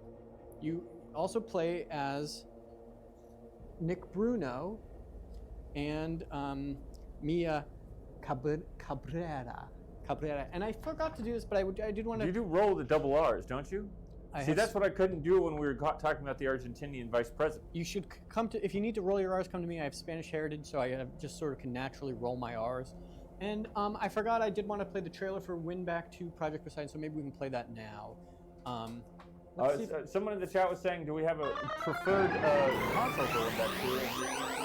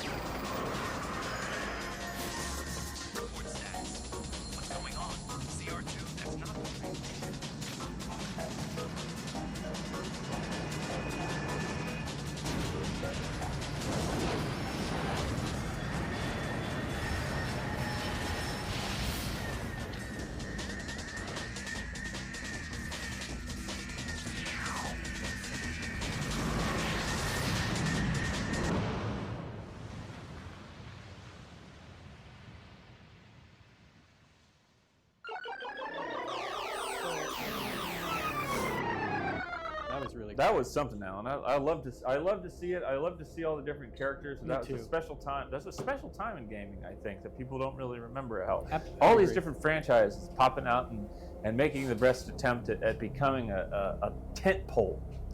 And that's what Winback 2 Poseidon, Project Poseidon did. So I'm glad we got to see that trailer and watch that trailer because I think the information, it'll be important to know that. So as I said, you play as Craig Contrell. Hold on. Sorry. Craig Contrell and Nick Bruno and of course the beautiful Mia Cabrera. You should remind people that you are allowed to do this because I'm allowed to roll my R's. My mother, I have Spanish heritage on my mother's side, and she was a Spanish teacher, so I'm allowed to roll my R's. Back to the game, Winback 2, Project Poseidon. You play as an elite member of the CRT anti-terrorist. They're an anti-terrorist group. Oh wait, no. Now that's a newsmaker right there. He could be in funny video games. He died. I think he has passed, but that's actually I meant to wait. Okay, the CRT is an anti-terrorist squad, And they dive headfirst into the mission of espionage, gun blazing, and a plot involving weapons of mass destruction. So this image was meant for the weapons of mass destruction. And that, of course, is Secretary of State, was he? I think he was Secretary of State Colin Powell giving his defense to the UN of the imminent invasion of Iraq. Right, so he's holding up the evidence of weapons of mass destruction. And that is, of course, yellow pig uranium that he is attempting to show the UN. That's right. So you'll remember the United States entered into a boondoggle because this man held up this little vial of, I think it was probably nothing, as evidence of crimes. Winback 2, Project Poseidon, first hit the gaming scene in 2006 and left its mark with its unique gameplay and tactical shooting mechanics. And of course it was the sequel to Winback 1, which was on several consoles, including the Nintendo 64. I think it was just on the Nintendo 64, I think they maybe ported it to the PlayStation 2, which is also where you would play. If they ported the Winback 2. This is breaking news. Did they breaking news? There seems to be Joe Botnick says it was also on PS2. It was also on PS2. Incredible. So I knew about that. No one else is talking about how the Winback not only was on the Nintendo 64, but also the PlayStation 2. So that's breaking news that you won't hear anywhere else but EGI 2 Stream 6. Yeah, so Winback 2 is a sequel to something called Winback 1. And so if this is a little confusing to viewers, you can think about it like how EGI 2 is, you know EGI 2? Twitch.tv.com/EGI_2 is Twitch.tv/EGI_2. It's that would be the Winback 2 to the Winback 1, which is like EGI 1, which is a completely different show. And EGI stood for Electronic Game Information. That was a very popular show. I don't know if you guys remember. New viewers might not remember. EGI 1 was a popular show on the popular Adult Swim streaming network, and EGI 2 is a new show with a growing audience on the Twitch platform. So, what was I talking about? Shoot. This special report is a celebration of the original game that wowed us nearly 2 decades ago. It's a chance to revisit this game that set the standard for tactical shooters of its time.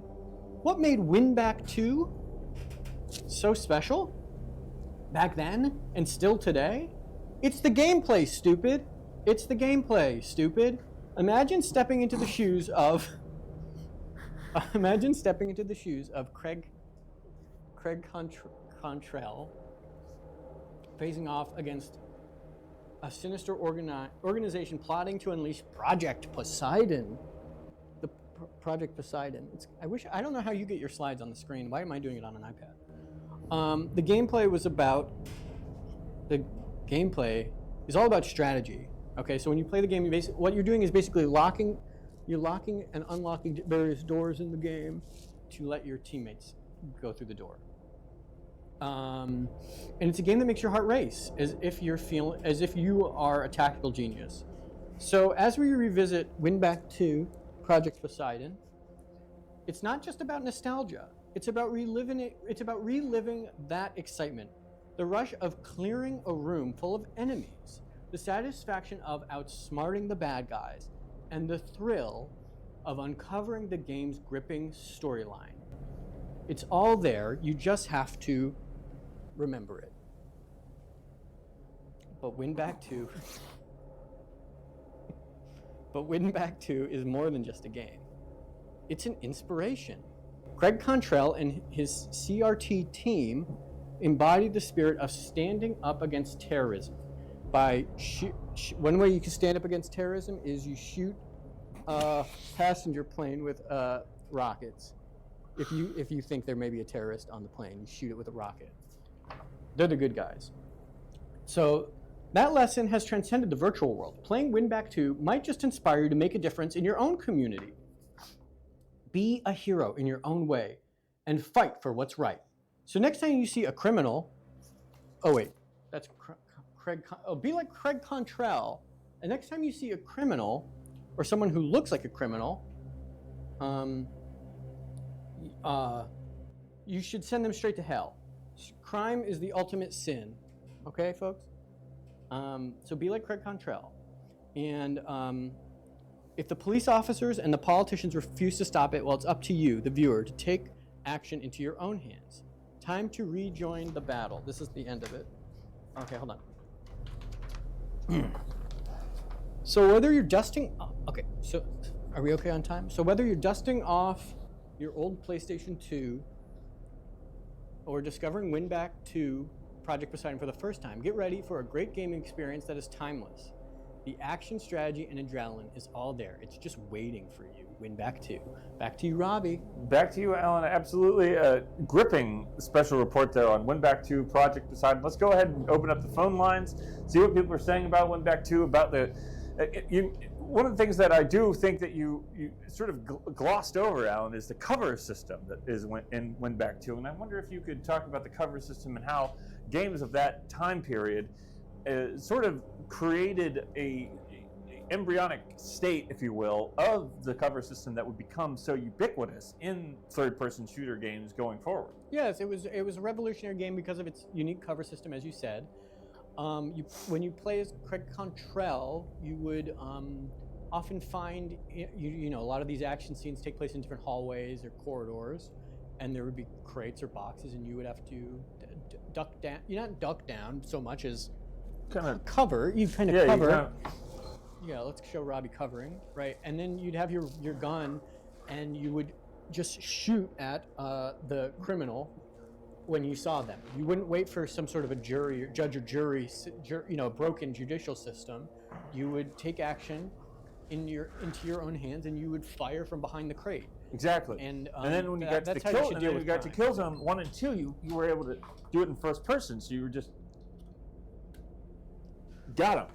Absolutely. The Hellgast or whatever enemies or whatever sinners you could find out there in space time or before or after, you kill them.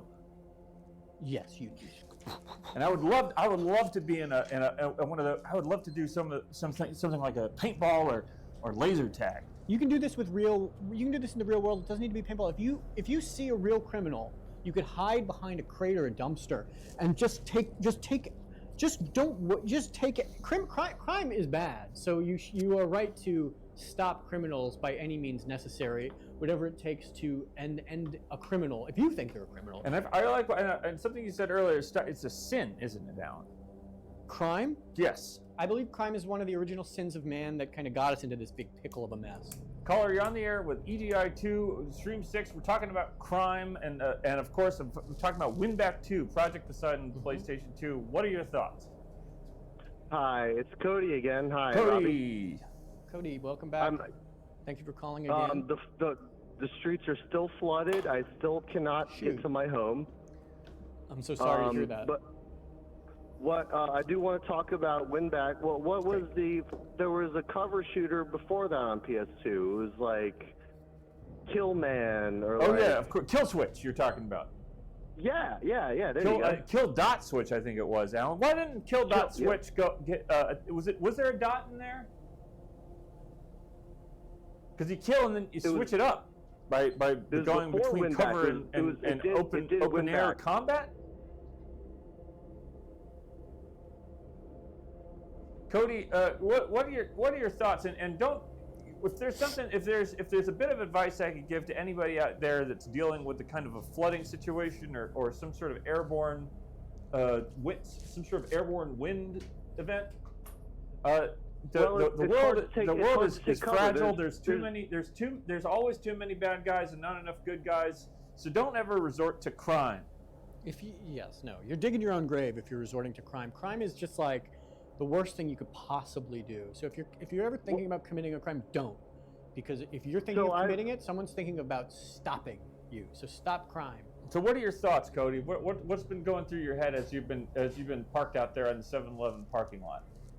Well, I was here during the last hurricane, which really messed up our area, and there was looting, there was crime, there was looting. Are you kidding me? But at no point did you take the final step. The final step. You yourself. I'm just looking out for me and my own. I'm just trying to defend my. But at no point did you homestead. become a wanton. Did you resort to the criminality that has racked the world of games far and wide, from Siphon Filter to Hybrid Heaven to Crimson Skies, Crimson Seas. Crimson Sea. So I live on a corner lot, which is actually my house is on a corner lot, so I have less cover options. Well, it's like in Gears of War, right? You have the monster, Mm-hmm. you have the tunnel area, you have the kind of tunnelish areas where you've got lots of cover, and you move move fairly gradually through those, and then you get out into one of these open areas, and there's a big set piece, and they all start dropping out, or they come out from the ground, of course, in Gears of War, Allan. Yes. And I feel like my house would make for a really good raid, like a good raid level. But what I find is, Allan, and Cody, if you just rip the doors off their hinges and you put them behind some cinder blocks, you pretty much got a good cover system that right there. I hear that. So if you ever find yourself being beset by the warriors who have spilt the blood and have come to crime through just dagger hearts. Interesting. Dagger heart people. The people that'll come out with you and cut you up and fill your guts full of steel and fire. Terrible things. That's awful. Just always have a couple of extra cinder blocks around in case you need to rip the door off its hinges, make a makeshift little wall there, and hide behind it while you pop out and get those headshots that we all assume that you need to get, because they could, you hit them in the shoulder, they might come back. Yes, well, absolutely. That's a stagger. You hit them in the shoulder to stagger them. Never want to worry about a staggered enemy. Because sometimes they turn red and they run at you. Jesus Christ. Oh, no, sir. No, thank you. I want to talk about one more thing about something that no one is talking about in terms of the stopping crime and this just crime, how bad it is you should take crime, you should punish criminals, and you should take the law into your own hand. Hold on, because the system is broken, it doesn't work quite right, so you should take the law into your own hand. But here's what no one's talking about. If you do vigilantism, if you do stop a criminal and take law into your own hands, that's a crime too. So someone would then rightfully stop you. I have to disagree with you there, Allan. I think you're taking the step too far. What we're talking about is defense, and even the good people of the cogs from Gears of War were just defending what was theirs. They weren't actively going out. They didn't break into the hives of these underground creatures. The Flood? No, the other one. Horde? No. They weren't. I'm trying to say they weren't opening the monster boxes just out of fun. What you're talking about is a type of sport that I think is forbidden. That's what by the Almighty, and we with what EGI2 takes no. We take nothing. We do not do vigilantism. Well, no, but that is what I'm talking about. Well, if you are going to be a vigilante, you have to be friends with the commissioner, and that's a big That's not part what of I'm that. saying. No, don't even involve any officials. I'm talking about pure and simple finding people who you think look criminal to you in your mind. There's something about them that you think that's a criminal. That you should. Am I wrong? I'm so confused. Okay, so Allan, you're veering off into a dangerous territory where I think that you may have been touched by you might have a bit of a dagger growing in your heart. Well, that is actually what I was trying to say is by doing what you know is right in your heart and stopping crime, which you should do, you, Robbie, would view Allan as the criminal, and you would rush over and get your hand, you hold me up against the wall, and you would stop me. So you would be stopping my crime, but I'm very confused. So just maybe hold off on my advice until we sort this whole thing out. Cody, if you see anybody that looks like Allan walking around your neighborhood, just mow them down. You live long enough as an Allan until you become the Robbie. That's funny. Oh my god. So you see what I did there? That's funny. We're having a bit of gas here. Alan's really not a guys. vigilante. I've never done. No, but I don't like crime. But thank you for your call, Cody. Stay safe, stay dry. It's terrible weather in that. People move there. They say they moved to Florida for the weather, but it's truly one of the worst places to have weather that you can just a strip of largely marsh and limestone, which of course is very malleable when it comes to being whacked with the water. Just breaks away, sinkholes everywhere. If you don't, it's just a nightmare. Absolutely, one of the It will worst be states gone. we It have. will be gone in 7 years. It will be reclaimed by the ocean in By 7 years' the Lord Poseidon. Poseidon, of course, went back to Project Poseidon. We brought it back. We didn't think we'd be able to bring it back, but thank you to Cody from Florida for your call. Let's go to our next caller. When we can. Thank you for your call, Cody. No, it was no caller at all. So let's take a break. A quick update about the sexual candle holders. Oh. They're talking about the sexual candle holders in the chat. We have 926 followers. We need 1,000 followers, and one lucky subscriber will get my handmade cast poured cement sexual candle holders depicting a sexual act. Let's get a close-up of it. Depicting a sexual act. Let's just get that right here. There it is. So I make these myself. There's very few left to buy. So these are rare because they're limited supply. It's an art object of a symbolic value. It holds 2 candles of your choosing. You burn these in your home or in your home of a friend, and yeah. So do subscribe and follow. We need some more followers, and then Robbie doesn't like it, so we'll get that away from Robbie. And maybe when we come back, we can try to get another hype train going. We can find out how the story ends, or maybe Robbie will sing a song. All right, let's take a quick break, and then we'll be. CGI2 watcher, we see your funny video game news, and we can say that while that is that's on a little bit on the border there. That is funny video game news. But let's take a quick break, and we'll be. That's funny. Break. Let's take a break.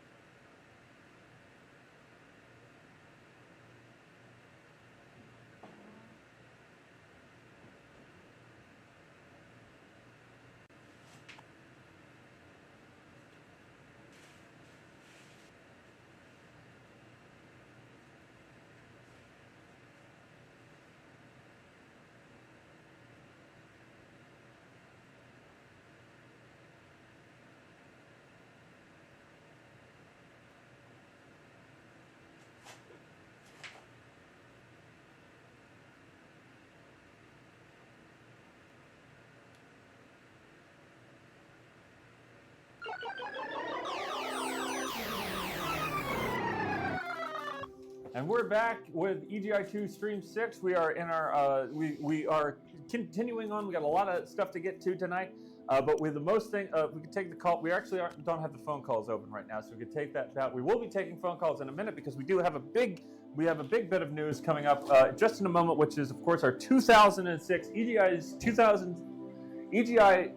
2006 Game of the Year Awards, Allan. Yay! I thought you already did that. No, we did 2000. So we have been doing, as promised, we have, and I don't know if this was actually a promise I made out to the people watching the EGI2 streams, or if it was just something I promised to myself. But as we move forward with the show, with the programming and the streaming, we will be doing more and more of these Game of the Year Awards ceremonies. And so people love lists, Allan. People love when you list games. People love the list. When you say best, top 20 Nintendo DS games, and everybody clicks. I thought, people love lists, but I thought, I thought the Game of the Year only happened at the end of the year. This is the beginning of the year.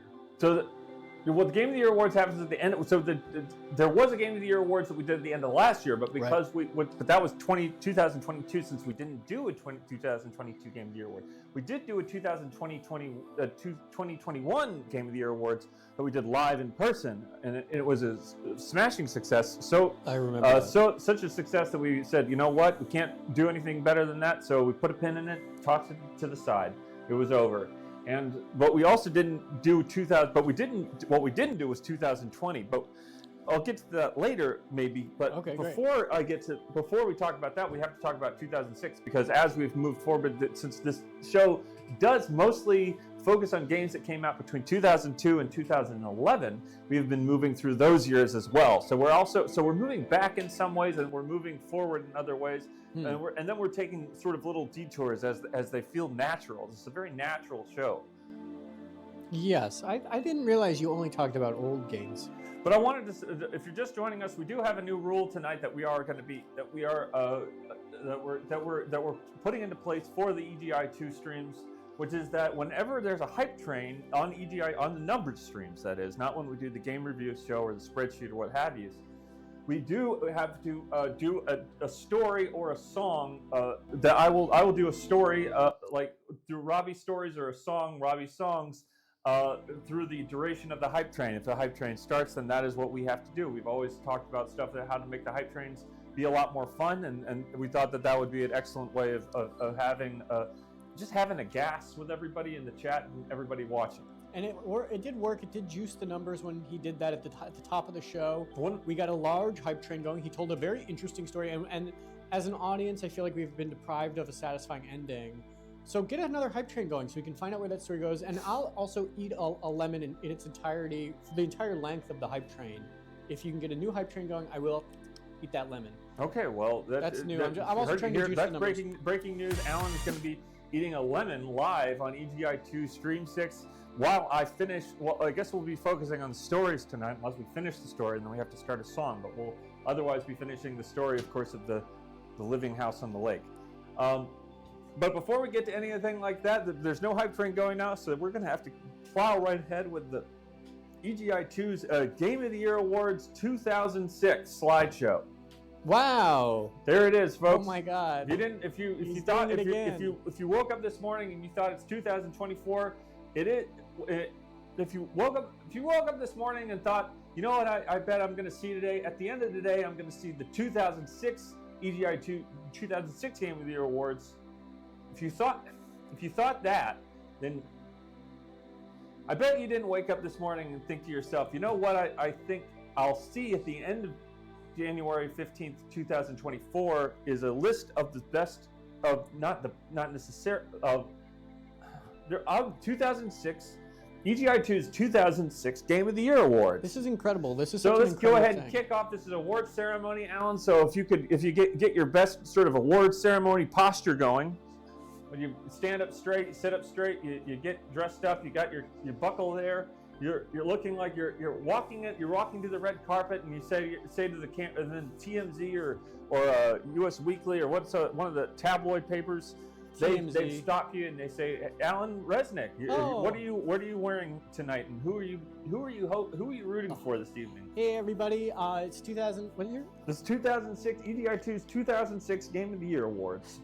Hey everybody, 2006 Game of the Year Awards. I'm just rooting for all the games were so great this year. I think any of them would be winners, would be a delight for the public to see, and just great for the gaming community. And I'm wearing a denim coat. I am quite cool. I have cool sunglasses, and I'm holding a lemon, which I will eat. If we get a hype train, I will eat the lemon. And I'm gonna go into the auditorium now, and I'm gonna experience the thrill of a live award show. Okay, then and that's basically how we we're platforming the show. We're platforming the Game of the Year Awards. Oh, we're platforming. What you did was it's like you by sort of like there's a pre-show, and that gets everybody into the room. And then that is the platform is people sitting in the room waiting for the awards. Okay, I get it. Got it. Okay, so let's go ahead and give out our first award of the evening, and I think everybody will be very surprised. What's it gonna be? To know what the first award of the evening goes to. Game most likely to be mistaken for a game that comes out 2 years later. Tenchu Dark Secret on the Nintendo DS, Allan. Is that a surprise? I'm shocked to hear that. There are so many games that came out in 2006 that would be similar to some other games that came out later, but Tenchu Dark Secret has won the award for this particular category because it has a name that is so similar to and not that Tenchu. So Tenchu Dark Secret DS on the Nintendo DS, Dark Secret DS, is very similar to the way that the play on words that 2008's Ninja Gaiden Dragon Sword on the Nintendo DS, Dragon Sword DS, and so these are two games with ninja protagonists, right? That really relied on touchscreen controls because of the DS. But there's a couple of big things that we did mention in the 2000s, and you imagine the lead developers of this game, if this was a Game of the Year Awards show, would come up and say, well, you know, the difference between our game and Tenchu Dark Secret and Ninja Gaiden Dragon Sword is that, well, there's many differences, but the big one is that the way that you hold the Nintendo DS out. And so this game would be This is most likely. So the Tenchu's Dark Secret was the most likely to be mistaken later in later years for Ninja Gaiden Dragon Sword, which was a game that was also on the DS that had a name that played on the dual screen DS. But the difference. One of the biggest, most notable differences is that with Dragon Sword, you held the DS like a book, and with Tenchu Dark Secret, you just did the clamshell. But you'd still mistake them because of all the similarities. Because you had ninja protagonists, you had the touchscreen controls. Although Tenchu Dark Secret wasn't quite as reliant on Ninja Gaiden Dragon Sword, I think is worthy of taking and doing a real deep dive into, because that is quite an interesting game, and I think when most people think of Ninja Gaiden, they don't think of Dragon Sword anymore, and they should. They should. You're right. And congratulations. And if you're a big fan of the Tenchu series, then go ahead and say that you're also a fan of Ninja Gaiden or Tenchu Dark Secret. Big congratulations to the win. Tenchu Dark Secret. Deserved. And well deserved because because of what we've just explained. So let's go ahead and give out our second award of the evening for the EGI 2006 Game of the Year Awards. Okay. It's Most Cobblestones. Most Cobblestones goes to Final Fantasy VII Dirge of Cerberus. If you imagine you're a big fan of the Dirge of Cerberus game, you know that there is a lot of times you're just running around on streets fighting the corporate armies, and you're fighting the Ifrits and the Ice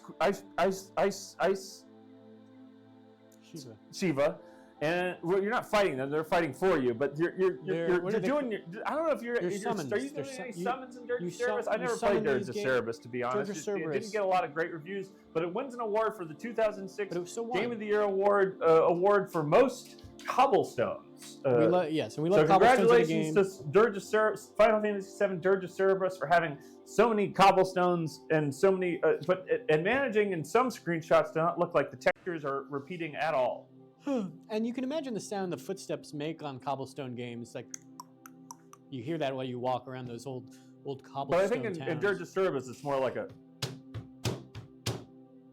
Because it wasn't a great game. They didn't put a lot of really didn't put a lot of effort into it. Next on the 2006 EGI2 2006 Game of the Year awards is, of course, the game that is hardest to see. When you look at a screenshot for Odama, it's hard to tell what exactly you're looking at. So the award for hardest to see goes to Odama, the sort of real-time strategy game from the makers of Odama that allowed you to control the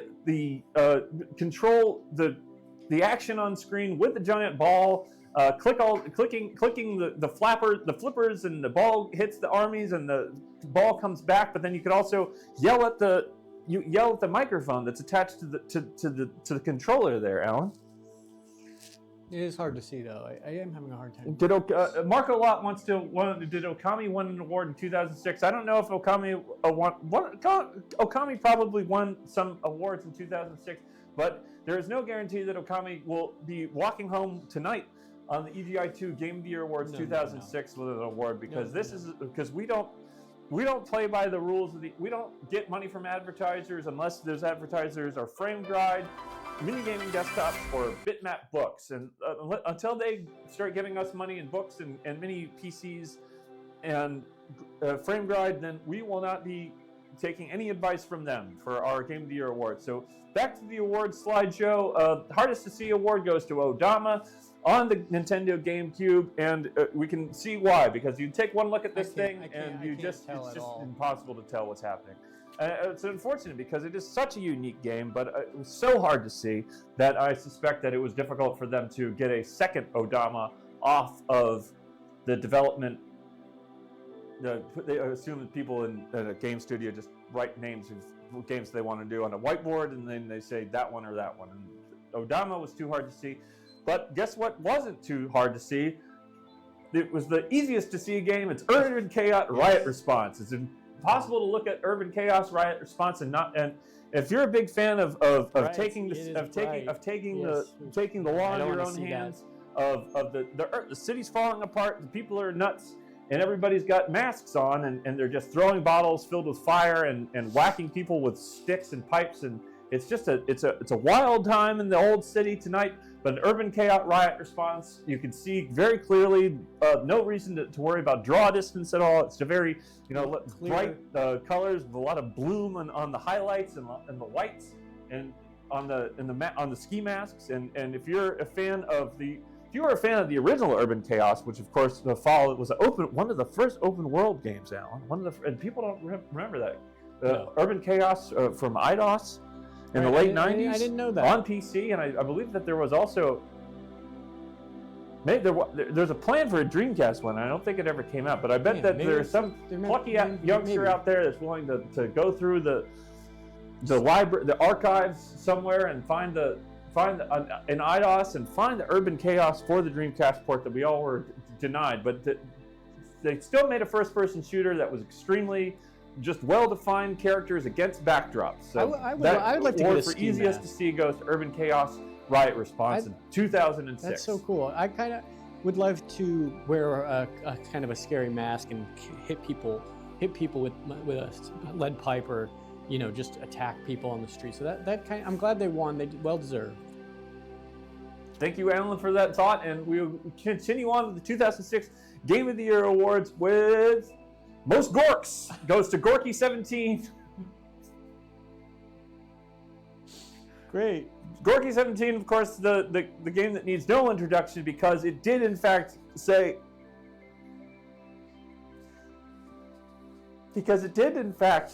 come out the gate and say, we could have done 12, we could have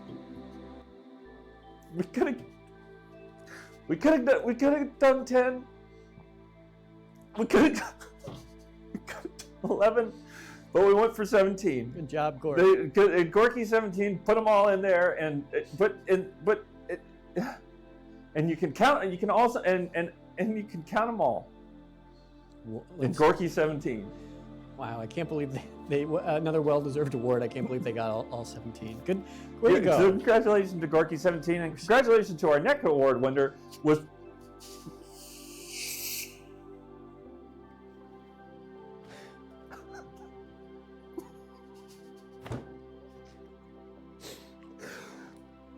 Of course, Gorky17 easily walked home with the most Gorks. Naturally.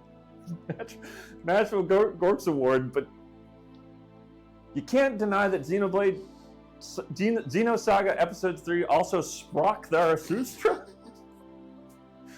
Didn't try to hide some in that classic episodic series of the Xenosaga games that, of course, made a big splash for the JRPG community, but also made a big splash with its use of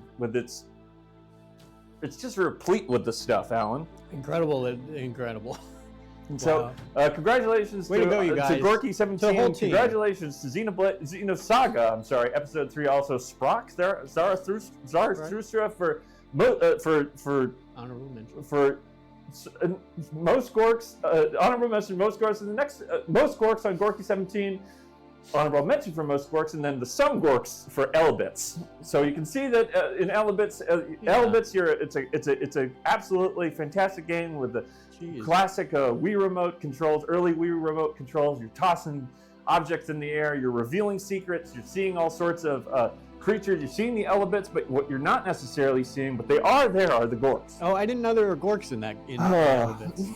So if you're a big fan of Gorks, then you know about Gorky17. If you're less of a fan of Gorks, you might not know that the Gorks were in Elebits all the time. I had no idea. The whole idea. time. Wow. And you remember that classic line from Mrs. Doubtfire, the whole time? And that's the same, you can apply that sentiment to, of course, Elebits in our 2006 Game of the Year Awards for some Gorks. And of course, the next award, which is going to Blazing Angels Squadron of World War II, a game that looked at every game that was Gorking out in 2006 and game most willing to look at every game that was Gorking out in 2006 and be an arcade flight action game set in the most dramatic aerial battles of World War II, Allan. Wow. So way to go. Way to go to Blazing Angels Squadrons of World War II. And of course, there's so many games, Allan. There's so many games that have, I didn't know there were Gorks in. Well, there's Gorks. I knew about Gorky17. Gorky17 was an obvious one. What we weren't, and I think that we did expect to see some recognition of all of the Gorks in Xenosaga Episode 3, but Elebits was a surprise, and I was shocked. Yes. But then there's no surprise that a complete just willingness to do something absolutely different, to take your own path with Blazing Angel Squadrons of World War II. Peleliu. What? Midway. Oh. The Battle of Britain. All those classic World War II aerial combat scenarios that you can imagine, because they did happen, Allan. There were people there up in the planes firing the weapons into the other planes and making them crash into the ocean or fields. It was a real war, and we were. It was a real war, and they absolutely killed the it. Nazis. So going on with the EGI2 Game of the Year Awards 2006, we have a next award. It's another Gork Award. Another one. Wow, it's hidden Gorks. You wouldn't expect them, but they are in there. Oh, you can't see them, but you can just kind of sense them. That's Mortal Kombat Unchained on the Sony PlayStation Portable. I had no idea there were Gorks in so many games that year. Well, you play a game like that, you're not really focused on it. You're mostly focused on survival. You're trying to remember all the buttons and the combos. You're trying to just survive and get to the next round. But what you don't necessarily, it's just there, and you never. Congratulations to Mortal Kombat Unchained on the PlayStation Portable. There were no Gork. I couldn't find any evidence of them in the main platform version of Mortal Kombat Unchained, which of course was called Mortal Kombat Armageddon. So, which did not win an award. I see why. And these are the 2006 EGI. If you're just tuning in, we are giving the EGI2 2006 Game of the Year Awards. The Gorky17 has made a big splash at the awards and has sort of and revealed to us the level of the amount of Gorks in games in 2006, which we are recognizing as a kind of a cultural moment in the gaming of 2006. The year of the Gork. And now that I think back on 2006, I am remembering people were talking about Gorks a lot, and there were Gorks hidden in games. I didn't realize that. Next award goes to Gorkiest Sword. Can't look at that sword in Onimusha Dawn of Dreams was, of course, the 4th installment of the Onimusha series on the PlayStation 2. People always remember Onimusha 1 and 2 and 3 because, of course, the time traveling and the French actor and the guy from the guy from The Professional, Leon the Professional. But people don't think about Dawn of Dreams as much, and it's hard to say that that's a worthy assessment of the quality of the Gorks in this particular installment of Onimusha, Allan. Yeah, there's so much going on in Onimusha. Yeah, I'm glad they're getting recognized for their Gorkiest Sword Award. Gorkist, my bad. So congratulations to Onimusha, Dawn of Dreams for having just leading with the Gorks on the sword. Congratulations to the outfit for having the Gorkist in-game menu, and congratulations to most fluid use of Gorkin attack animations. People didn't see this coming, but Jaws Unleashed from Jesco Entertainment had that. It was wonderful. Those wonderful attack animations where you bite people and boats and other aquatic creatures as you terrorize, like the people in the terrorists, I would imagine, in Winback 2 terrorized that planet's population. Jaws Unleashed terrorized all of us, but looked great while doing it, thanks to the efficient swooping use of Gorks. I see the line you added. Animation. I see that line you added. That is, I can see how that is like a fluid use of Gork in attack animation. Next up, is, of course, Call of Cthulhu, Dark Corners of the Earth. The EU release, of course, is worthy of an award because we gave that award out to the 2005 release of Dark Corners. Right. Call of Cthulhu, Dark Corners of the Earth, but what most people don't talk about, and no one else, I don't think, if you find somebody else that's talking about Dark Corners of the Earth, specifically the 2006 EG, specifically EG, if you find somebody else on Twitch talking specifically about the 2006 EU release of Call of Cthulhu, Dark Corners of the Earth, then you owe it to us to let us know about them so that we can let them know about No one else is talking about this, but there it was. And slide forward, the Game of the Year award for 2006, of course, goes to the Sega Genesis Collection. Well, this is another PSP again. The Sega Genesis Collection allowed you such a great series of games. Congratulations to our Game of the Year of 2006, the Sega Genesis. And congratulations to the whole team that worked on that collection. And you don't get an award for not having just a great deal of quality. And there's nothing better there's no greater quality than having 20 quality games in one package of one UMD. And I believe also you could download it. There might have been a digital release for it as well. But let's go to the calls at phone. See what the phone says. See what the people on the phone are saying about the 2006 Game of the Year awards. Caller, you're on the air. What are your thoughts on the 2006 Game of the Year awards? Who are you also? Where are you calling from? This is Kat. I'm calling from Ithaca. Kat from Ithaca. Great to hear from you again. Are gorgeous. You've obviously been paying attention. We're doing the 2000. We've done the 2000. We've done given out all the awards. What are your thoughts? And Ithaca are gorgeous.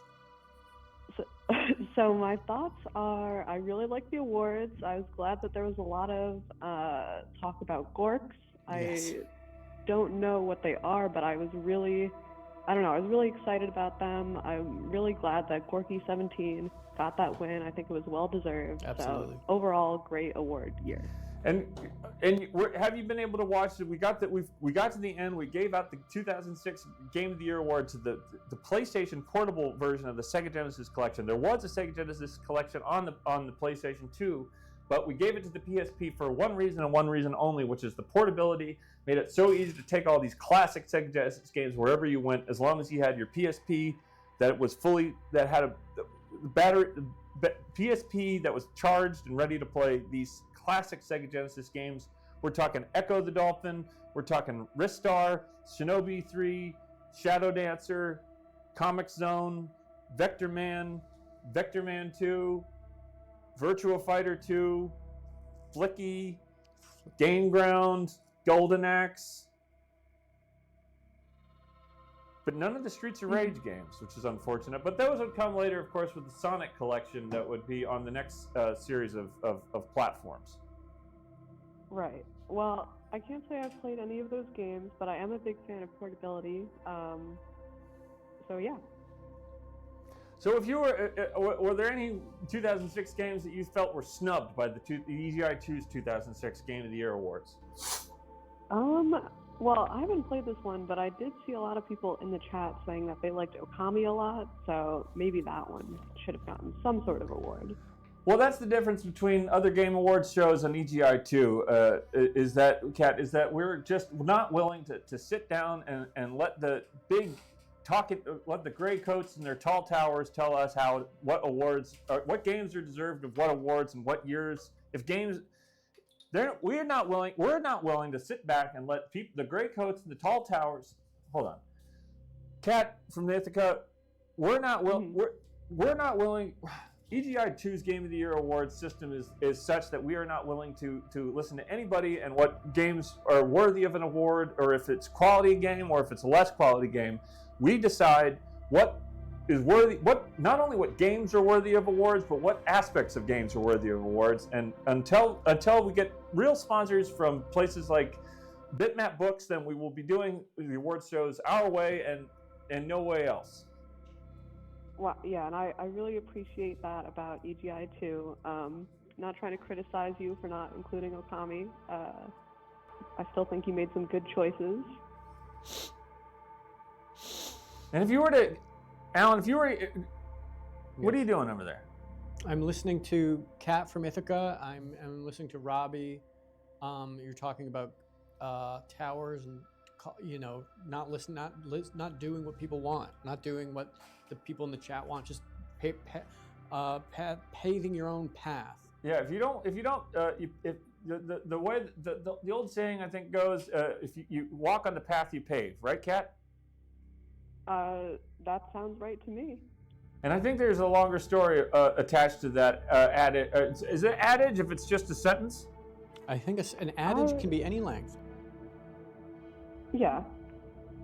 I do really hope you return to that story about the house baby, though. I was really enjoying that, and Me as well. I don't know if I'm going to be able to go to sleep if I don't find out what happened to that Well, house we baby. here at EGI2 are very happy to return to that story if of course the hype train also returns to the station, as it were. And the station is of course twitch.tv/EGI_2. Kat, one last question for you before we let you go and go to our next caller, which is: are you staying warm? Is it too bad? Is it making you question the very reason as to why humans were allowed to move into these places in the country where the biting cold was willing to gnash and grind on us so with such ferocity? It is pretty cold here. I do have to say that, and I think it's supposed to snow tomorrow, so it's only going to be colder. And I'm sick, so overall, it's not been great for me with the weather. But Well, I if you're have still, been staying Kat, warm. let me say one last thing to you. But if you're still stuck inside on Thursday, we will be doing a second round of game reviews, our game review show and this is breaking news, Alan. We will be doing 3 game reviews on that particular stream on Thursday night. Oh, this is breaking news. This is news to me. I didn't know anything about this. So thank you for calling, Kat, and getting this breaking news out of Robbie, because it does affect me. I do like to know when the streams are happening. I like to watch and participate when I know that they're happening. Kat, stay warm, and thank you for your call. We've got another caller on the line. Once we're out, let's.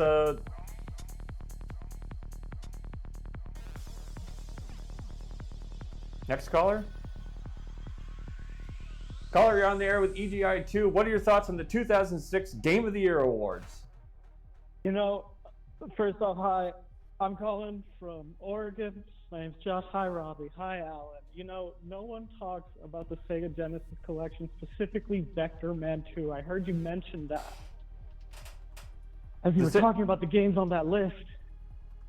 Which game is specifically to talk? What I missed your. Vector Man 1 and 2.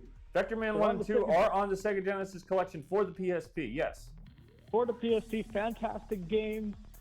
It was there that I first learned about Gorks. I'm an indie developer. I'm an enthusiast when it comes to video games. I love hearing EGI2 talk about it. And, if it weren't for Vector Man, I wouldn't know the importance of Gorks in video game design, and I really am glad that you bring attention to these very. That's a question I have, and that's a question I have. Is what are these things, and why do we know when we?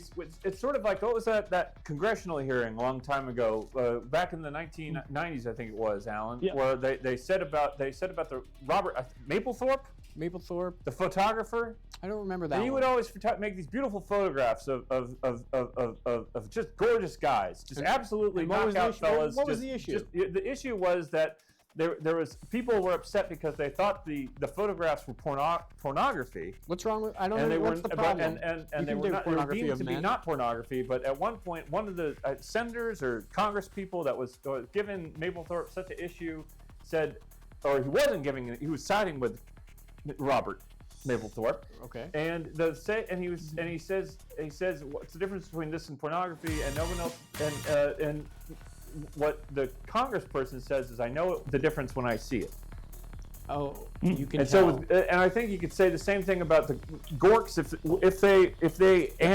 they don't exist in the Vector Man series. I think that's worthy of some consideration by everyone out there. And you know when you see it, Gork. When you see a Gork, you know it could manifest as any number of things. It could manifest as just straight up the Gorks in Gorky 17 or any of that game. That one's it's easy to tell. That one's easy to tell, obviously. It's like the title there. Right, but they're not always titled. That's your point. Exactly. And then sometimes with elebits, you think, oh, well, I'm focusing so much on the elebits, but then when you take a step back, there's a Gork. There they are, right by the car. The elebits are under the car, but on the car itself. Interesting. Wow, you teach me so much. And Vector Man is such a tough game to really take a study on, because the action is so fast, the parallax in the background is just wild. I mean, it's just an incredible amount of movement. Such a wonderful example of the difference between what the Sega Genesis was good at doing versus what the Super Nintendo was doing. You granted, I think that most people would agree with me when I say that Donkey Kong Country is a better game than Vector Man. But I will also say that Vector Man has a speed to it that Donkey Kong simply cannot match. I would love to see you run for office and hold some sort of a hearing on this in front of, just you in that sort of congressional chamber with the microphone, and you tap, and you I would like to point out that there are Gorks in Elemental. I think that would be quite interesting. And I wouldn't say, you're Gorking me around here. You're telling me that there's Gorks in Vector Man. There ain't no Gorks. You know when maybe there are, and that's the. And I haven't played it in a long time. And the way that I'll know it is by looking at it and finding it for myself. And I think that everyone's got their own path when it comes to uncovering these creatures. You play the game. I think you're right, and all I ask is that you pay attention to the opening dialogue that you read at the start of the game. And I know what you're talking about. It's about trash, Allan. Oh, okay. Caller, stay warm. I do believe that Oregon is getting a bit of the chill coming down from the great northern expanses. It's pretty cold here, Rob. It's pretty cold there. It's not always cold in Portland or western Oregon.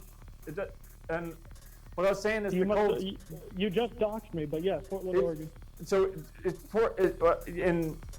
if you imagine the great sheets of winter that come down and sort of like what we're talking about Shiva in the Final Fantasy summons. Yes. Shiva's, and it's weird to me that Shiva in the Final Fantasy games is the ice one. Wow. Because in the Hindu mythology, Shiva is a quite different person. Good point. So thank you for your call. Do we have another caller coming in to talk about the 2006 Game of the Year awards? Caller, you're on the air. What are your thoughts about the 2006 Game of the Year awards? Hey, it's Alex from California. There's one award that maybe it's not even an award. It's like a obituary maybe that has been omitted. The PS1 did go away in 2006, specifically March, I believe, the 26th or something. So hey. Everyone, I think we should all pay our respect to the PS. So this would be an in memoriam. This segment is an in memoriam segment. Show. This is a great. We could add this to let. So that's we're going to take that idea. We're going to put that into future EGI2 Game of the Year awards, which I do believe that there are more years and there are more games. So there's always more awards to give. The show is a community. What the caller is saying is incredibly important. Let's all give our a moment of silence for the first place, and we are talking about the original PlayStation. Yes. But there was also the littler play. There's the hardware. You could still buy newish PlayStation hardware in 2006 because they had the little white one that had its own little flip screen on it. I don't know. What But that, both of them is the same. besides the point, and we're having a moment of silence for the PlayStation 1 in 2006, the year that it was finally cut off from. Robbie. What? There's something happening.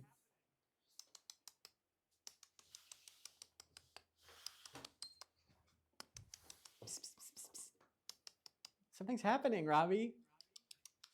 Oh my God, Robbie. We're having a moment of silence for the PlayStation 1 now. Well, I'll do it quiet. I think I have an idea to juice the numbers. Robbie, look what I found. Look, a cat came in. Oops. A cat came in. Look, Robbie. Well, maybe we get a hype train going. People will like. Oh, it's Muse. It said a meow. Who are you? What? Did you know there was a cat? There's like a hole in. Oh, there's like a hole in the room. There's a hole in the room? I think the cat got in through one of the holes. Oh, it looked at me. You should probably fix that hole. Yeah, we should probably fix the hole, Alan. We can't have Why? wild animals coming in here. We don't need to fix the hole if cats are going to come in the hole. I didn't know there was going to be a cat on EGI2. Robbie, tell me if we get a hype train going or if the numbers go up. This is great. This show is so cool. No one else is talking about how there is a cat in the EGI2. Somehow a cat got into the EGI2. cat got onto the set. It's not my cat. It's definitely not Alan's cat. I don't have a cat. I have it. I used to have a cat. I gave it away, and it looked kind of like that cat, but this cat's just significantly thicker. It has a I collar. believe. So thank you for the cat, and we will be Thank you for the continuing cat. on with our discussion. Thank you to I can't even. Who was the call? Who's on the phone right now? Alex from California. Alex from California, thank you for your call. Stay warm. Plug up any holes that you have in case these varmints come in and start chewing on wires and disrupting your Game of the Year awards. I love the kitty. Robbie. Thank you for your call. We do have a Pet it. Pet the cat. Okay, so we do have one more section to get to before we take another break, and that's, of course, It's the Arts. Oh, It's the Arts. Ow! Damn it. All right. Scratched me. Where's the... Damn it. That's the art? No. Hey. Okay, so we're supposed to have a this. We're supposed to have a It's the Arts. We're supposed to have a It's the Arts slide that goes up to announce It's the Arts. But oh, there it is. It's the Arts. So everyone get excited about It's the Arts. We will be showing all the art that we got in time for the show. And if you did send us art and it didn't get into the show, then it gets flagged for the show next week. And we will be getting into It's the Arts right now.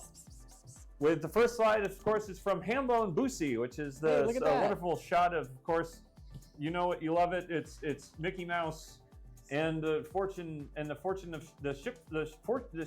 That's me. And there's Allan, and there's Robbie, and there's the art from Hambone Boosie. He's always been Boosie, or is it Bussy? I don't know how to say it. Bussy. So Robin Banks says it's Bussy, so that's what I'm going to say. It's Bussy, even though it's got that hanging on, that E hanging on near the Y. I don't think we don't. Next up, we have, of course, Joe Botnick sent in a beautiful Alan Wake. So let's see if we can do that. Joe Botnick sending in a bit of a lot of digital art in this particular. I mean, when I say digital art, I mean collage art in this particular series of It's the Arts. All art forms are valid, but we do appreciate hand-drawn art. So I think what the idea was that Joe Botnick wanted you to do the It's the Art, the Alan Wake thing. Okay, so do it again. Show the shot, and there's Alan Wake. And then you're asleep. And then wait, hold on for a second. Then he's asleep. And we show Alan Wake. Oh, there it goes. And that's how it works. And that's so if you can. Next up, we have on It's the Arts. It's You guessed it. It's from Kylie, and this is a great one because this is a rendition of a dream that I had recently, which is wild stuff. Wait, someone had your dream? So it appears to someone me painted your dream? That I described a dream that I had so well. But how did they see your dream? That Kylie was able to glean. And I think it's the shine. Is it shining? When you shine, yes. You're gleaning from a copse of thought that everyone has. It's sort of like you're in a big forest and everyone's thinking, and then you've got the let's just call it the gleaning because we don't know what trouble we might be getting in with the gleaning, the gleaning.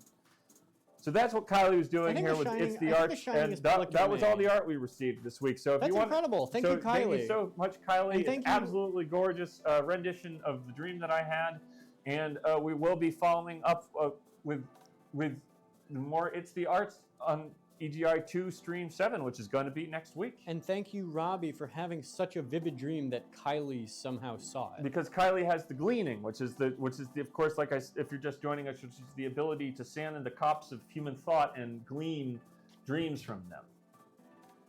Interesting. I would love to you dream something that enters my mind. Well, like what? Well, maybe you'd be dreaming about playing a couch co-op game with me.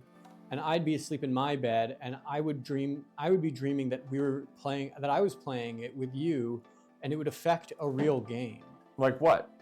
Like a racing game. Like a racing game? Yeah, like some sort of a co-op racing game. I don't know if they are. Oh, it would be that the Mario Double Dash. Is that the one where Double Dash? Yes, Double Dash. I would be on the back of your cart. You would be dreaming that you were driving on a kart race, and I would be on the back of your cart, and I would be hitting people and throwing shells, and it would affect a real game just from our dreams. I think that's pretty beautiful. Okay. So if you find yourself in the copse of dreaming, come here, kitty, and then you wake up it's kind of like when you wake up in the dream and you find yourself surrounded by other people in their dream states, and you find me or Allan in that dream world, in that dream plane, then feel free to draw what you see, draw what you think we're seeing, and then go ahead and send it into electronicgameinformation@gmail.com for It's the Arts. Let's take thank you for the raid, by the way, from Piss. Oh, we got Piss rated. Thank you, Piss. So we've got I'm welcome to the numbers a little bit. If you're just joining us from Piss, we did do the Game of the Year awards for 2006, but we'll go ahead and do those again. For the game most likely to be mistaken for a game that comes out 2 years later was Tenchu Dark Secret. The Most Cobblestones Award went to Final Fantasy Dirge of Cerberus. The Hardest to See Award went to Odama on Nintendo GameCube. The Easiest to See Award went to Urban Chaos Riot Response. As you can see, there's very easy to see characters against very stark backdrops of urban violence. Robbie. Most Gorks went to Gorky 17. There's a cat behind the screen. The honorable mention for Most Gorks went to Xenosaga Episode 3, Abel Soso Struck Sal Flustra. Some Gorks went to Elebits for the. There's always some. You never know until you see them, but they're out there, and these little bastards are always just gorking around and trying to pull people which way or the other. If you're just joining us now, there's a cat loose in the studio. It's behind the screen here. Oh, and here's the cat. And next award, of course, went to this recap. If we can get that up there, the recap for the funny video game news, wasn't it? That was it. So some Gorks game willing to be a different game rather than having Gorks. If you're just use of hidden a Gorks. very cute cat is thinking of hitting me. The use of hidden Gorks award went to Mortal Kombat Unchanged on the PSP. Ow! God. Shit. Gorka's sword for Onimusha Dawn used in Onimusha Dawn of Dreams. The outfit got the Gorkas in-game menu. Most fluid use of Gork animations.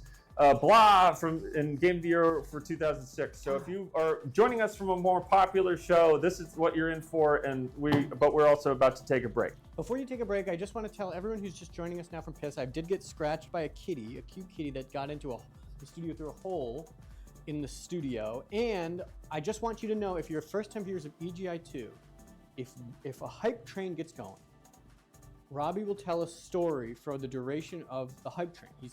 We got to level 8 or 9. He told an amazing story about this very beautiful home that was somehow tied to a couple who had sex. They made the house. They made a house birthed, and it had an eye and legs, and it could walk.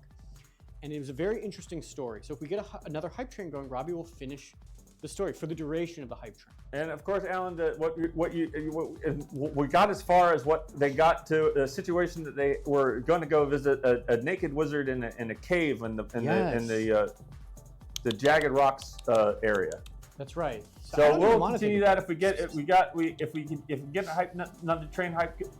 Otherwise, we'll have to wait until stream 7. But you never know. So subscribe, and you'll hear this incredible story. And maybe he'll recap it really quick again at the beginning. And it was love, Allan, and that's what people don't realize is that the whole thing that got these people into trouble was they had a love that they wanted to share with another person, and they tried so hard, and it didn't work out. And then until one day there was a house growing out of their lake.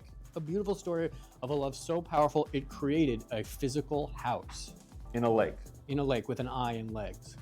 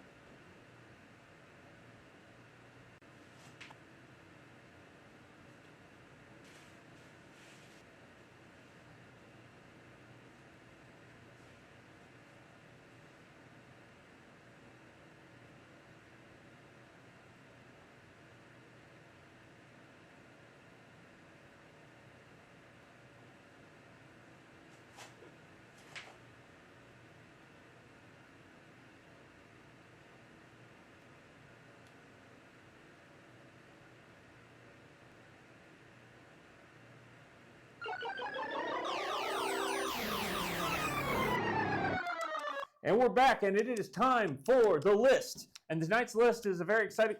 Tonight's list is a very exciting list because it's a very narrow focus. Stop. It's a very narrow focus to the list, which is that this is a list of games that take place underwater that I have not yet played. So there's a lot of games that take place underwater that I have played, and there's Robbie, games that do you have a string or like a laser? No. The game takes place under the water. The first game on the list is, of course, Subnautica. Subnautica is on the list because Subnautica is a game that takes place under what's sort of like from what I understand, it's kind of a Bioshock style game, but it takes place entirely in the your crash site. You get into the water, and you're trying to survive these damn. Come here, kitty. These creatures and these people are trying to are crashing their ships into you, and then you're trying to build a base. You're trying to survive the underwater world of Subnautica, but unfortunately, I can't tell you more than that because I have not played Subnautica, Allan. I have. You've played Subnautica? I think I have. Is it? So it's on the list because. Oh, great. So, but maybe you can tell the little people about Subnautica, what you thought, why it's on the list. Is the list on? What? I don't even. There's a. What is the list working? Echo the Tides of the Future is on the list. Not Echo the Dolphin or Echo the Dolphin. Is this a water list? Just the games that take place underwater. Oh. Echo the Dolphin, Subnautica is on the list, and its sequels. Is it a sequel or an expansion, Alan? I'm just trying to get. Oh, there's a cat. Let's open up the cats all over the place. We can't get this. We can't get this damn critter is just gorking all over the place. And, we gotta get to the phone calls and tell people what they're saying because I got it. Because people can't concentrate with this damned feline all just biting and scratching its way through the list. It's Caller, you're on the air. You're on the air with EGI2. It's the list underwater games that I have not played yet. So not what you've played or not what Alan's played, but me specifically. So what's on the list? Is Soma on the list? Is what? Soma is not on the list, unfortunately. I can't say that I played through the entirety of Soma, but it is a game that does take place underwater. But because I've played a little of it, not the whole damn thing, that means it can't be on the list. I feel like I want to contest that though, because you didn't finish the game. But I didn't say this is a game that take place underwater that I haven't played. I said these that I haven't finished. It's games that I said I hadn't played. Uh-oh.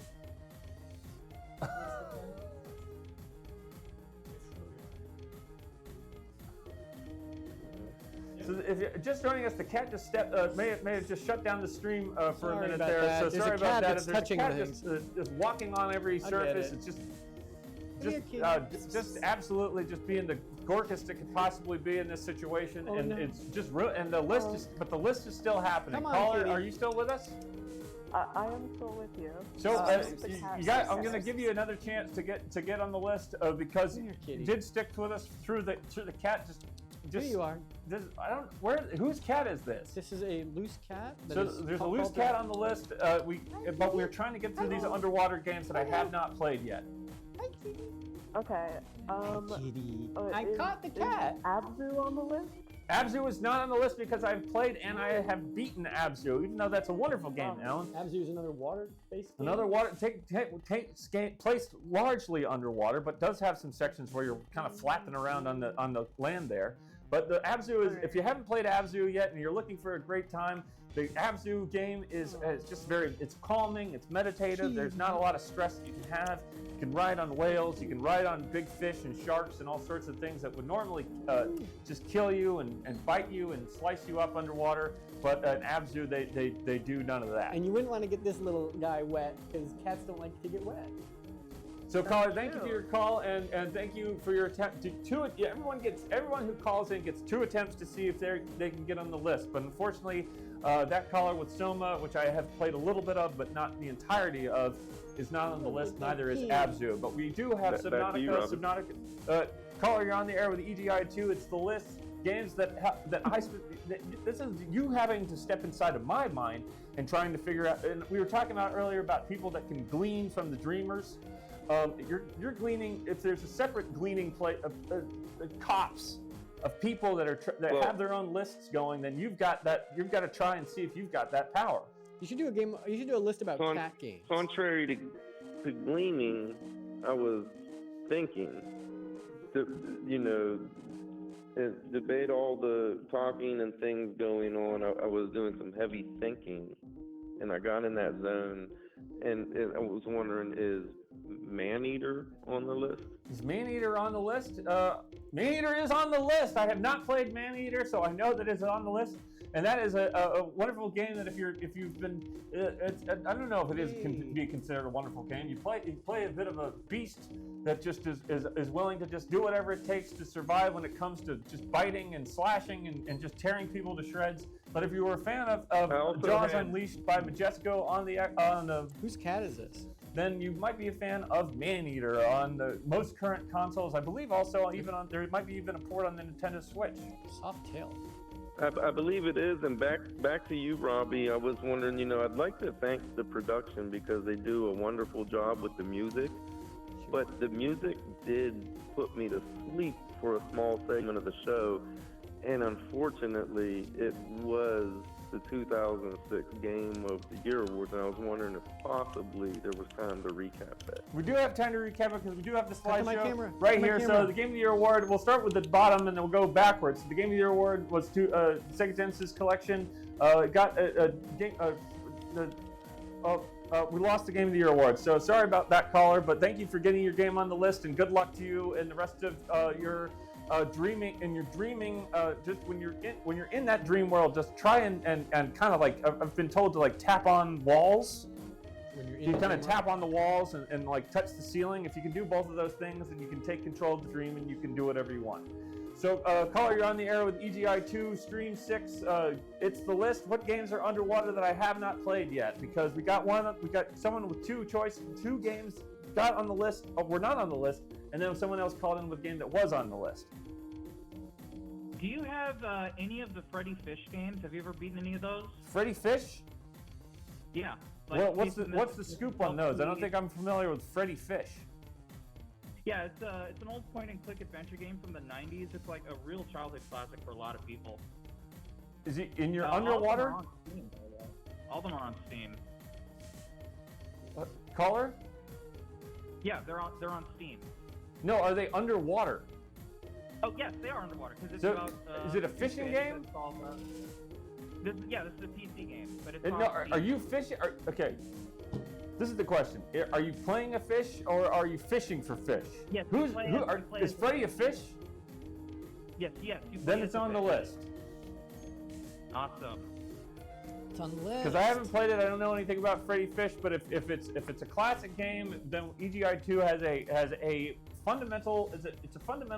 It's a foundation of the show that we talk about games that no one knows about. And Freddy the Fish is a game that I will now have to look up on YouTube and find out if it's a game that I will play and then later take off the list that it is now currently on. So thank you for your call. Let's go to the next call.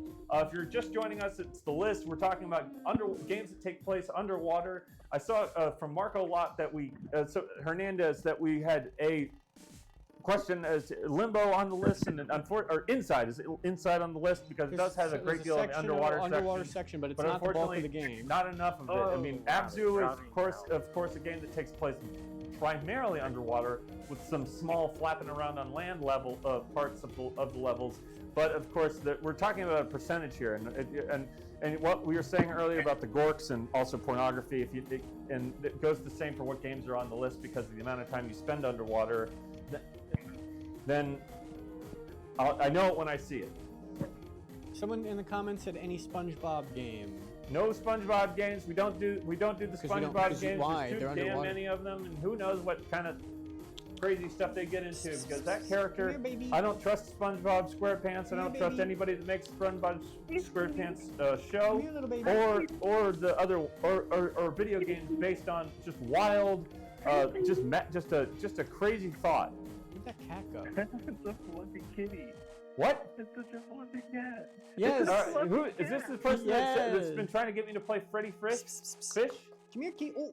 Well, Freddy Fish is a great one. I was wondering about Critical Depth, and I want to say shout out, back to you, Robbie, back to you, Allan. Back to you, caller, and thank you for your call, and thank you for letting us know about Freddy the Fish and how Critical Depth. Back to you, Kitty. Back to you. No.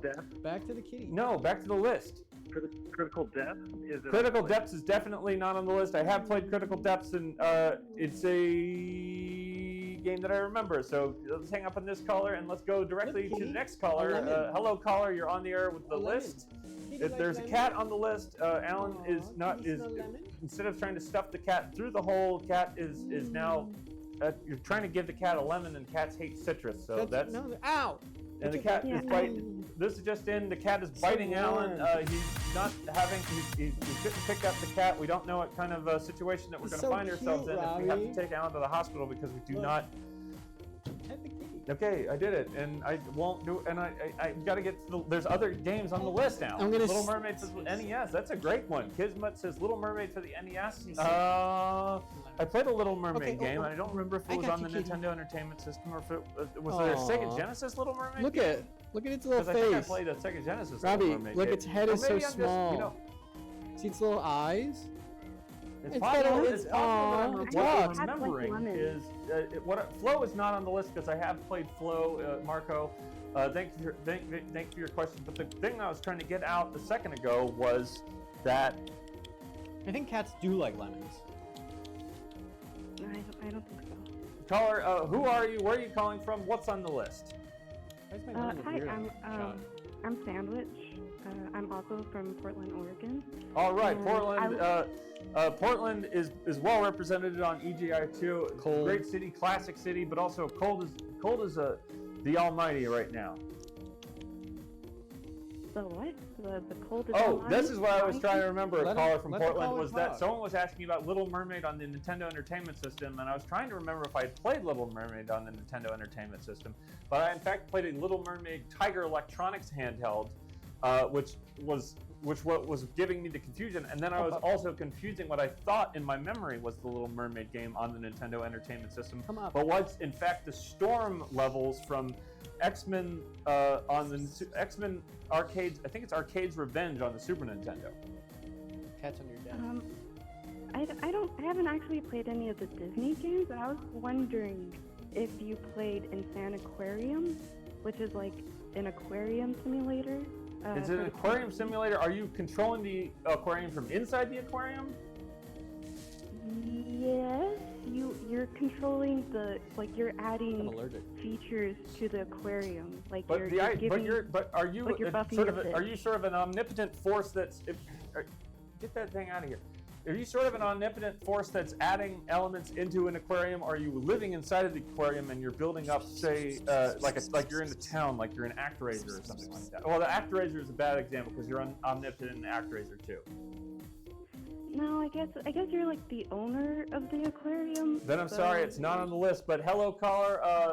Smograth is saying hello, caller. I'm literally playing Insane Aquarium right now. So even though it's not on the list, it does have a community, and I also am very interested in this game. So I'll be looking it up later because I do love hearing about games that could have some kind of a meditative quality to it. And nothing says calmness than a fish tank, like a fish tank.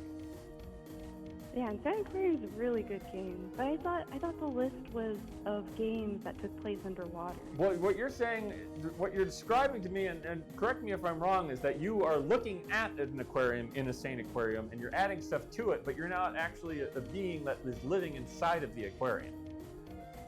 No. Well, that is, that's the clincher. If you were a little fishy fish, if you were like a little Freddy fish swimming around in the Insane Aquarium, then they would be on the list. But instead, you're the owner of the aquarium. It sounds like. So you're just you're just a regular. Well, who knows if you're a regular human being? You could be any sorts of thing. But you're outside of that aquarium. Is what it sounds like. Who's to say that you aren't like a bigger fish outside of the aquarium? Well, I mean, we're getting into a larger conversation there about what the nature of reality might be. I mean, God knows, Alan, you or I could be swimming around outside somewhere. I'm getting really close to the cat. I mean, is this it? We're in a box right now. It's a studio a box, but maybe there's larger versions of us outside the box, also in their own studio, dropping little elements in there, like the way that it sounds like you drop your little castles and the treasure chests with the bubbles inside. But thank you for your call. It's not on the list, but it sounds like a fun time, and it sounds like other people know what you're talking about. Next up, caller, you're on the list. What's on the list? My eyes are so itchy. Is Seashine on the list? Is which one? Seashine? Seashine? Yeah, it's a game you play as a jellyfish and you just kind of swim around. If you're underwater, then that sounds great. I mean, it sounds a lot like someone mentioned it earlier, a lot like Flow. Of course, Flow is a bit more of an abstraction of what a jellyfish could be if you kind of got smushed up in a slide. What glass little what is it called? The thing that goes under a microscope. What? Is it a slide? Glass slide?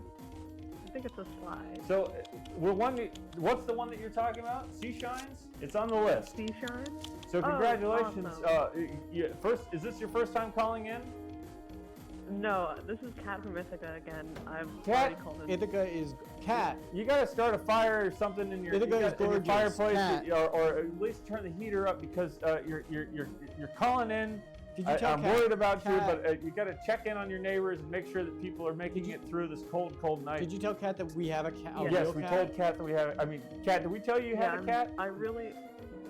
I'm seeing the cat. The cat is really awesome. I love the cat. My name is Cat with a K, so it's a little different, but it's still Cat. So is that a bit of it's sort of a bit of an insult, unfortunately, Allan. So try not to insult the callers, especially the people that call in, and keep the show going when we have these kind of quieter moments here, like on the list. Kat, thank you for your call. Stay warm, stay safe. Thank you for the. I'm going to consider some of these games recommendations that I'll be looking into on my own time. It's on the list. It's under the green. Next up is underwater back to game. you, Robbie. Back to you, Allan. We're back to you, caller. Who are you? Where are you calling from? I see you. Well, it's, friend of the chat, friend of the show, friend of you all, and now friend of the cat. Friend of the cat. Scott from Thank you for the Pittsburgh. call. Scott from Pittsburgh. The cat has been making a big Turok 2 FPS Nug just types in Turok 2 Seeds of Evil twice. What do people say? People just want me to talk about Turok 2 Seeds of Evil because maybe Turok falls into the water a few times throughout the game. It's not on the list. I'm sorry, FPS Nug. Did you talk about Forbidden West? I think we should talk a little bit more about how great it is that we had a cat on the show with a cat calling the show, talking about cats on the show. I just pointed that out. But the point is, the point we're taught what we're doing right now. People don't seem to understand. We're in the middle of the list right now. The cat being I here can is, give you the list. I can almost guarantee that Jaws for original NES is on the list. Unfortunately, Jaws for the NES is not on the list because I did play Jaws on the NES, and that one I do remember. It was one of the games that was had a sort of I had not seen Jaws, and but I knew it was crazy. Come here, and when I saw that a friend of mine had it, I decided on his Nintendo Entertainment System I wanted to play it. So we played it. I didn't make it very far at all. Friday the 13th on original NES when Jason would pop up out of the water. That's not. I mean, it's list based. It's not. What? Jaws Unleashed 2006 from Turbo Zeroger. I don't know if I'm saying that right, but we already gave that an award earlier in the show. But what you're saying, Scott from Pittsburgh, is that you're comparing Jaws to Friday the 13th, and I have to say that the same friend that had Jaws also had Friday the 13th, and something about those cartridges just scared the hell out of me. Come to me, Sometimes what you see is a lot less more frightening than what you don't see. So I hadn't seen either of those movies, but I saw those cartridges. I knew the movies were crazy, and I decided to play the games anyway. And I felt a fear in me, Allan, a fear that it's hard to describe when you just have a sense of a thing. And you play it, and sometimes it's a game, and sometimes it's a book, or sometimes it's just a thought. Robbie, it's under the green screen. And thoughts can be kind of scary when it comes down, and that's why we're talking about this gleaning situation. Breaking news, the cat is under the green screen. The cat's under the green screen, so hopefully it's going back out the hole, back out to wherever it came from. It's not on the list. Jaws is not on the list. Friday the 13th is not on the list. I'm sorry, Scott from Pittsburgh, but those are your two chances, and we got to keep the list going. So, but keep your heart clear of fears. And what was the old saying, Allan, about that? Was when you have what's worse to imagine. Hello? Then what's worse to imagine than to be afraid of something that is it's the fear of the unknown is what it is. What? Caller, you're on the air with EGI2. It's the list. These are games that take place largely underwater that I have not played, and mostly underwater, I should say. In the beginning, I think I said it was all underwater, but we put Abzu on the list, so there has to be some examination of how much time is actually underwater versus how much time is just flapping. The cat's back, and it's just scaring the hell out of. It's going to tear something apart, Allan. It's not our. We rent this studio, so please. For the love of all that's good. Yeah, but we rent. It's the cat's studio. Poking it with that stick. It's the cat's house. We rent. If anything, it's the cat has as the You don't know if it's the cat's house. I don't know who these people are. It's just that. I know, but the cat. You don't know how many cats there are could be running around biting people all night. I'll find out. Caller, who are you? Where are you calling from? Hi, this is Vague Plague from Houston. All right, Texas in the house. I was wondering if Everblue 1 or 2 are on the list. If which one was it? Everblue 1 or 2. So the first one is on the list, and then the second one is... Wait, the first one is not on the list, and the second one is on the list. But give us a shout-out of what you like about those games. Actually, I was curious. I've never played them because growing up, I didn't have a PS2. I only had PS1. So I was curious if you played the first one, what was it like? Well, it's a lot of swimming around. It's a lot of just this cat is just kind of. You know, I think a lot of because I think a lot of the people that worked on that also worked on Endless Ocean. All right, right? Am I correct on thinking about that?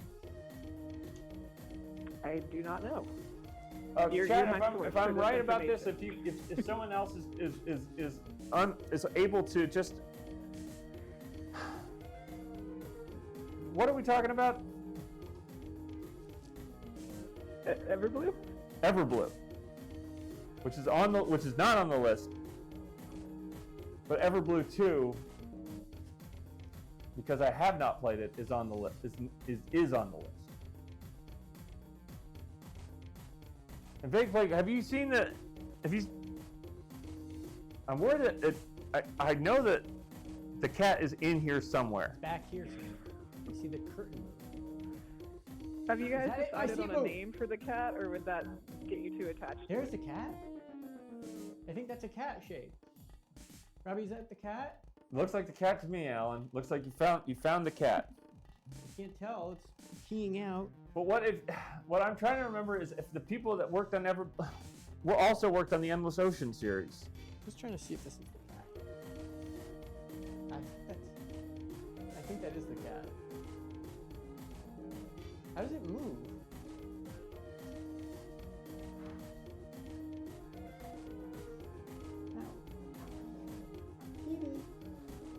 Okay, so Vague Plague, are you someone who needs to be calm? Pardon? Are you looking for a calm time? Yeah, generally I lean towards the cozy types of games, yeah, for sure. I think, well, I don't know if you can count, it's a scuba diving game, I think it is. Okay. Similar to the Endless Ocean ones. Okay. Okay, so somebody in chat, I don't know where that went. long underscore G, what is it when it's a long underscore? What's that called? Anyway, they say Eureka developed both Everblue and Endless Ocean, but I would suggest, Everblue and the sequel, I think, are both on the PlayStation 2, and Everblue is, of course, more, I think, PlayStation, here's the thing I'm going to say, Vague Plague, and this is just me talking, but I will say that I prefer, if you're going to go back to some of these older games and you don't have the hardware to do it, like if you don't have a PlayStation 2 in your house that's ready to hook up, and why would you? Because they don't have HDMI outs or ins. Why? Go ahead and skip that and go to the games that are easier to emulate on if you have like a newer Macintosh, you can hook up you can set up a really nice Wii emulator, and you can play Endless Ocean and Endless Ocean. Skip Endless Ocean, just go to the second Endless Ocean. Something's wrong with the list. So the list is just 19, just saying 19. So, just a great deal of action happening around the Vague Plague, and I'm having trouble getting what's on the list. But the Kitty. The first one was on the list. The first one. Kitty. Where's the damn cat? I don't know. It's somewhere behind the green. Well, maybe it went back out the hole. But maybe. If you're looking for a calm experience, if you're looking for a meditative experience, if you already played Abzu and you don't want to terrify yourself with the Subnautica series or confuse yourself with the Echo the Dolphin series, then Endless Ocean or maybe also Erica developed. What about Mario? What? You go and there's swimming levels in Mario Sunshine. Well, first, even if you spent most of the game underwater, then those wouldn't be on the list because we played them all. I don't understand the list. The list is games that I haven't played that take place mostly underwater. Got it. Does that answer your question? Yes, absolutely. Endless Ocean 2 on a Wii emulator. Thank you very much. Back to you, Robbie. Back to you, Vague Plague, and good luck in the Robbie, look. You found the cat again. Allan found the cat again. So we've got. It's just playing. It's just playing. Well, you've been poking at it with a stick, so it's probably gonna bite you. Hey. Caller, you're on the air with the list. We are. I'm sure you know what the list is. I'm sure you know. Can we get this list out of here? Situation now. Just 8. It's Nathan Vegetable. Nathan I'm Vegetable, very calling happy. you friend of the show. From the great city of Long Beach, straight out of Long Beach, they might say, for Nathan Vegetable. And what are your thoughts? I first just wanted to say I feel like, I mean, it might be a little too early to call it a remaster, but I feel like this EGI2 cat situation is kind of like what they do on remasters, you know, add some features, things that they, you know, weren't there before but are, you know, appreciated. I feel like the cat's kind of doing that for me. Okay. This is a quality of life improvement to EGI2. I mean, it's a situation that we haven't seen here before. We've never had a cat on EGI2. It's like DLC. It's like a new level. We don't know where the hole. We don't know what hole the cat crawled through. We don't know if Allan can find the hole. Smells, and he can set the cat. Yeah, I'm sure. Something smells. Yeah, well, it's probably scared to death. It's not a wild cat. It's got a spraying collar. itself all over you. I am wet, but it has a I collar. did have a game for the list. Something from the cat. Well, or maybe it was the lemon. Nathan, it doesn't smell like lemon. We struggled through the call with Vague Plague a moment ago, but we did eventually get to the truth of the matter, which was that the Everblue. So cute. Oh. Wait a minute. Okay, so it was Everblue 2 that was not on the list, and Everblue 1 was the one that was on the list. So, Vague Plague, sorry about that, but we did get our wires crossed because while you were saying Everblue, I immediately started thinking about Endless Ocean 1 and 2. So my game I want to bring to the list is Frog Fractions. Well, you're not bringing it to the list. The list is set one way or the other. People don't just walk. I want to bring it like a cat in a hole. A cat coming through a hole. You hear what I'm saying? There's a cat here. There's a cat in the studio, but let's say that let's say that there was a list that I was doing. That was how many? That was like. Or that was who's in the list is who's in the studio. Cat. It's me and Allan and James, and right? The cat. No, the cat came through the hole in the middle of the show. It's in the studio. And now it's in the studio. But Something that is doesn't wrong mean with the it's list. on the list. Can we get the list normal? List. Can you hear me? List. If you can hear me, put games on the list. Can we like focus on one piece of the list? What did you say? It's broken. But I mean, to bring to something is kind of focusing on one part of the list that we may not have been looking at before. No, the list doesn't matter. It's like a church or something like that. All the blocks are there, right? You don't just walk into the side of the church and stick a block into it like it's like a big Jello mold or something like that. What? What are you talking about? I'm talking about the foundational, the cornerstone of the list is that the cat's gone. What they say about it. The cornerstone is the number 8 right now. Well, I don't know. The list is on a tear of some kind. Maybe there's is 8 some list, sort of underwater list be thing. Gone. I don't know how to make it go away. List be gone. Be gone. Well, maybe you should be focusing on getting the cat out of here instead of figuring out Robbie, what the hell cat is on the gone. list. I can't even find it. I miss it. Kitty, are you gone? So what was the Robbie, was the thing that you think you want to see if it's on the list? You're not adding things to I want the to list. see, right, I want to see if Frog Fractions, either 1 or 2, was on that list.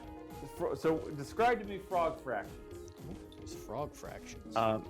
Frog Fractions, so it's not fully underwater. There's underwater parts of the game. That's where we get into little debates.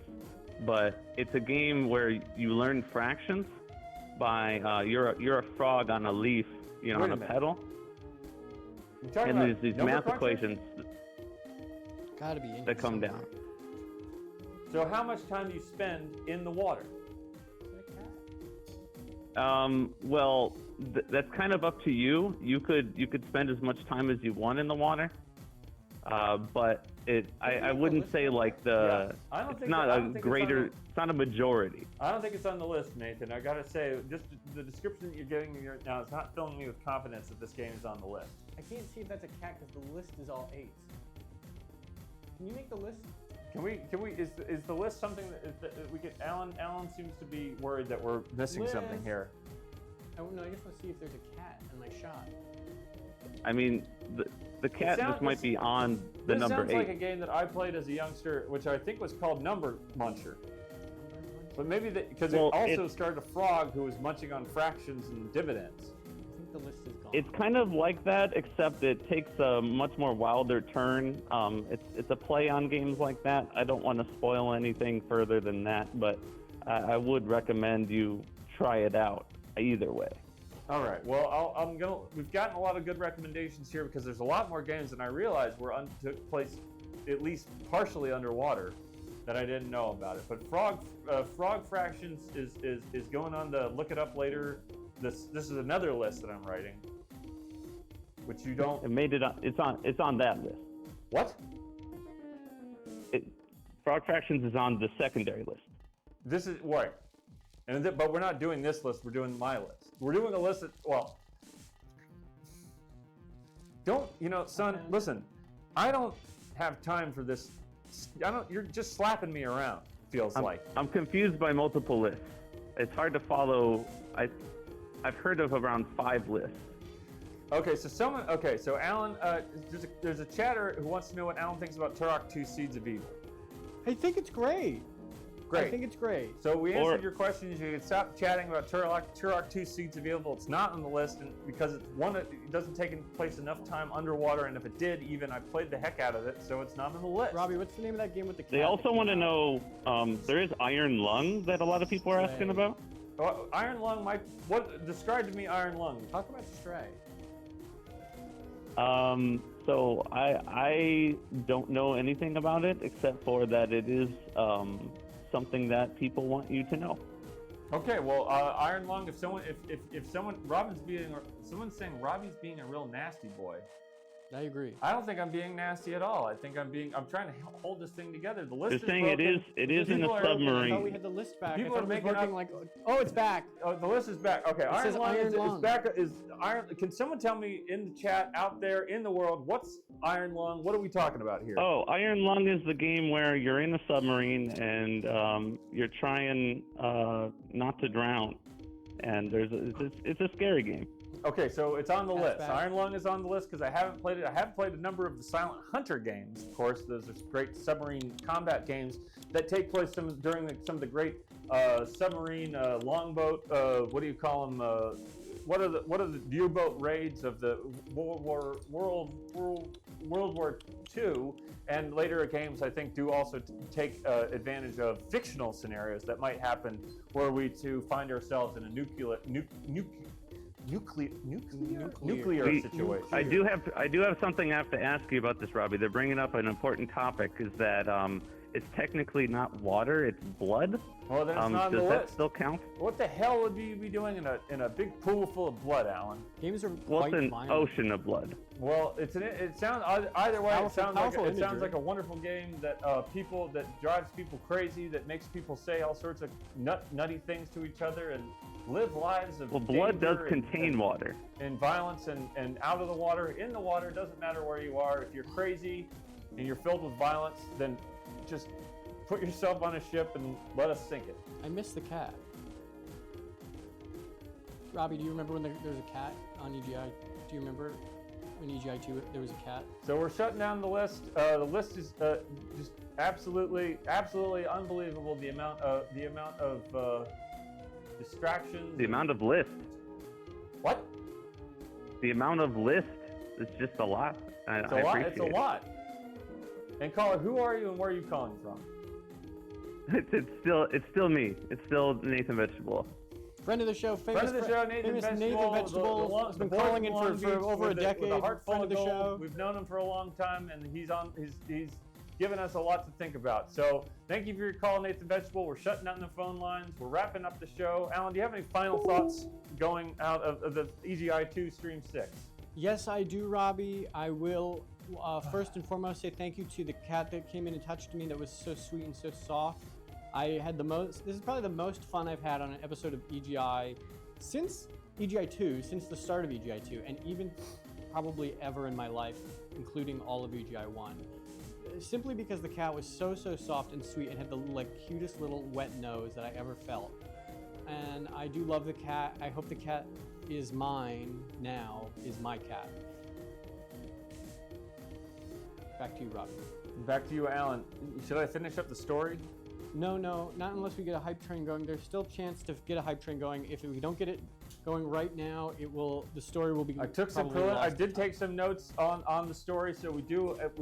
But it's the mind is the mind, and it's not going to last. The little scratches that I made down are it's going to be hard to make this to come back to the story.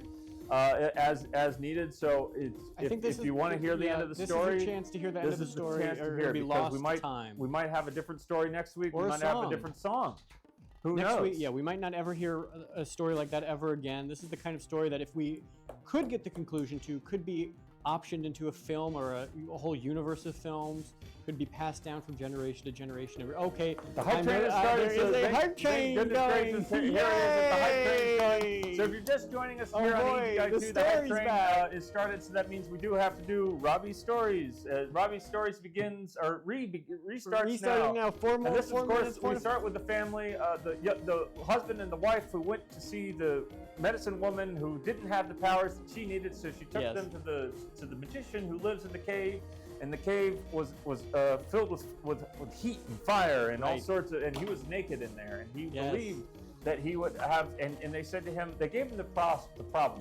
The problem was that they had been trying for a child. They'd been washing their laundries in the lake, and the lake started to have a house in it. We're already at level 2. We're already at level 2. So summarize the story quick, so we can get to the new parts of the story. So the house in the middle of the lake got to be that they saw that it had eye, hands, and feet. Yes, right?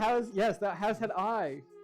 But it was, according to the medicine woman, a malevolent force that was eventually going. Well, she didn't say this outright, but she was ugly too. Was you said she was really. You said she was ugly because it was made of all bits of them and parts of the house that had gone out into the middle of into the vortex at the center of the lake. And we all know about lakes in that time always had a spinning in them. Faster! Get to the new parts. So the sorcerer says to this family, "Listen, we can get this problem solved for you, and we can by 2 ways. One, we can go out there with a bunch of ships. I'm gonna eat the lemon. I'm gonna eat the lemon. And Allan's gonna eat the lemon.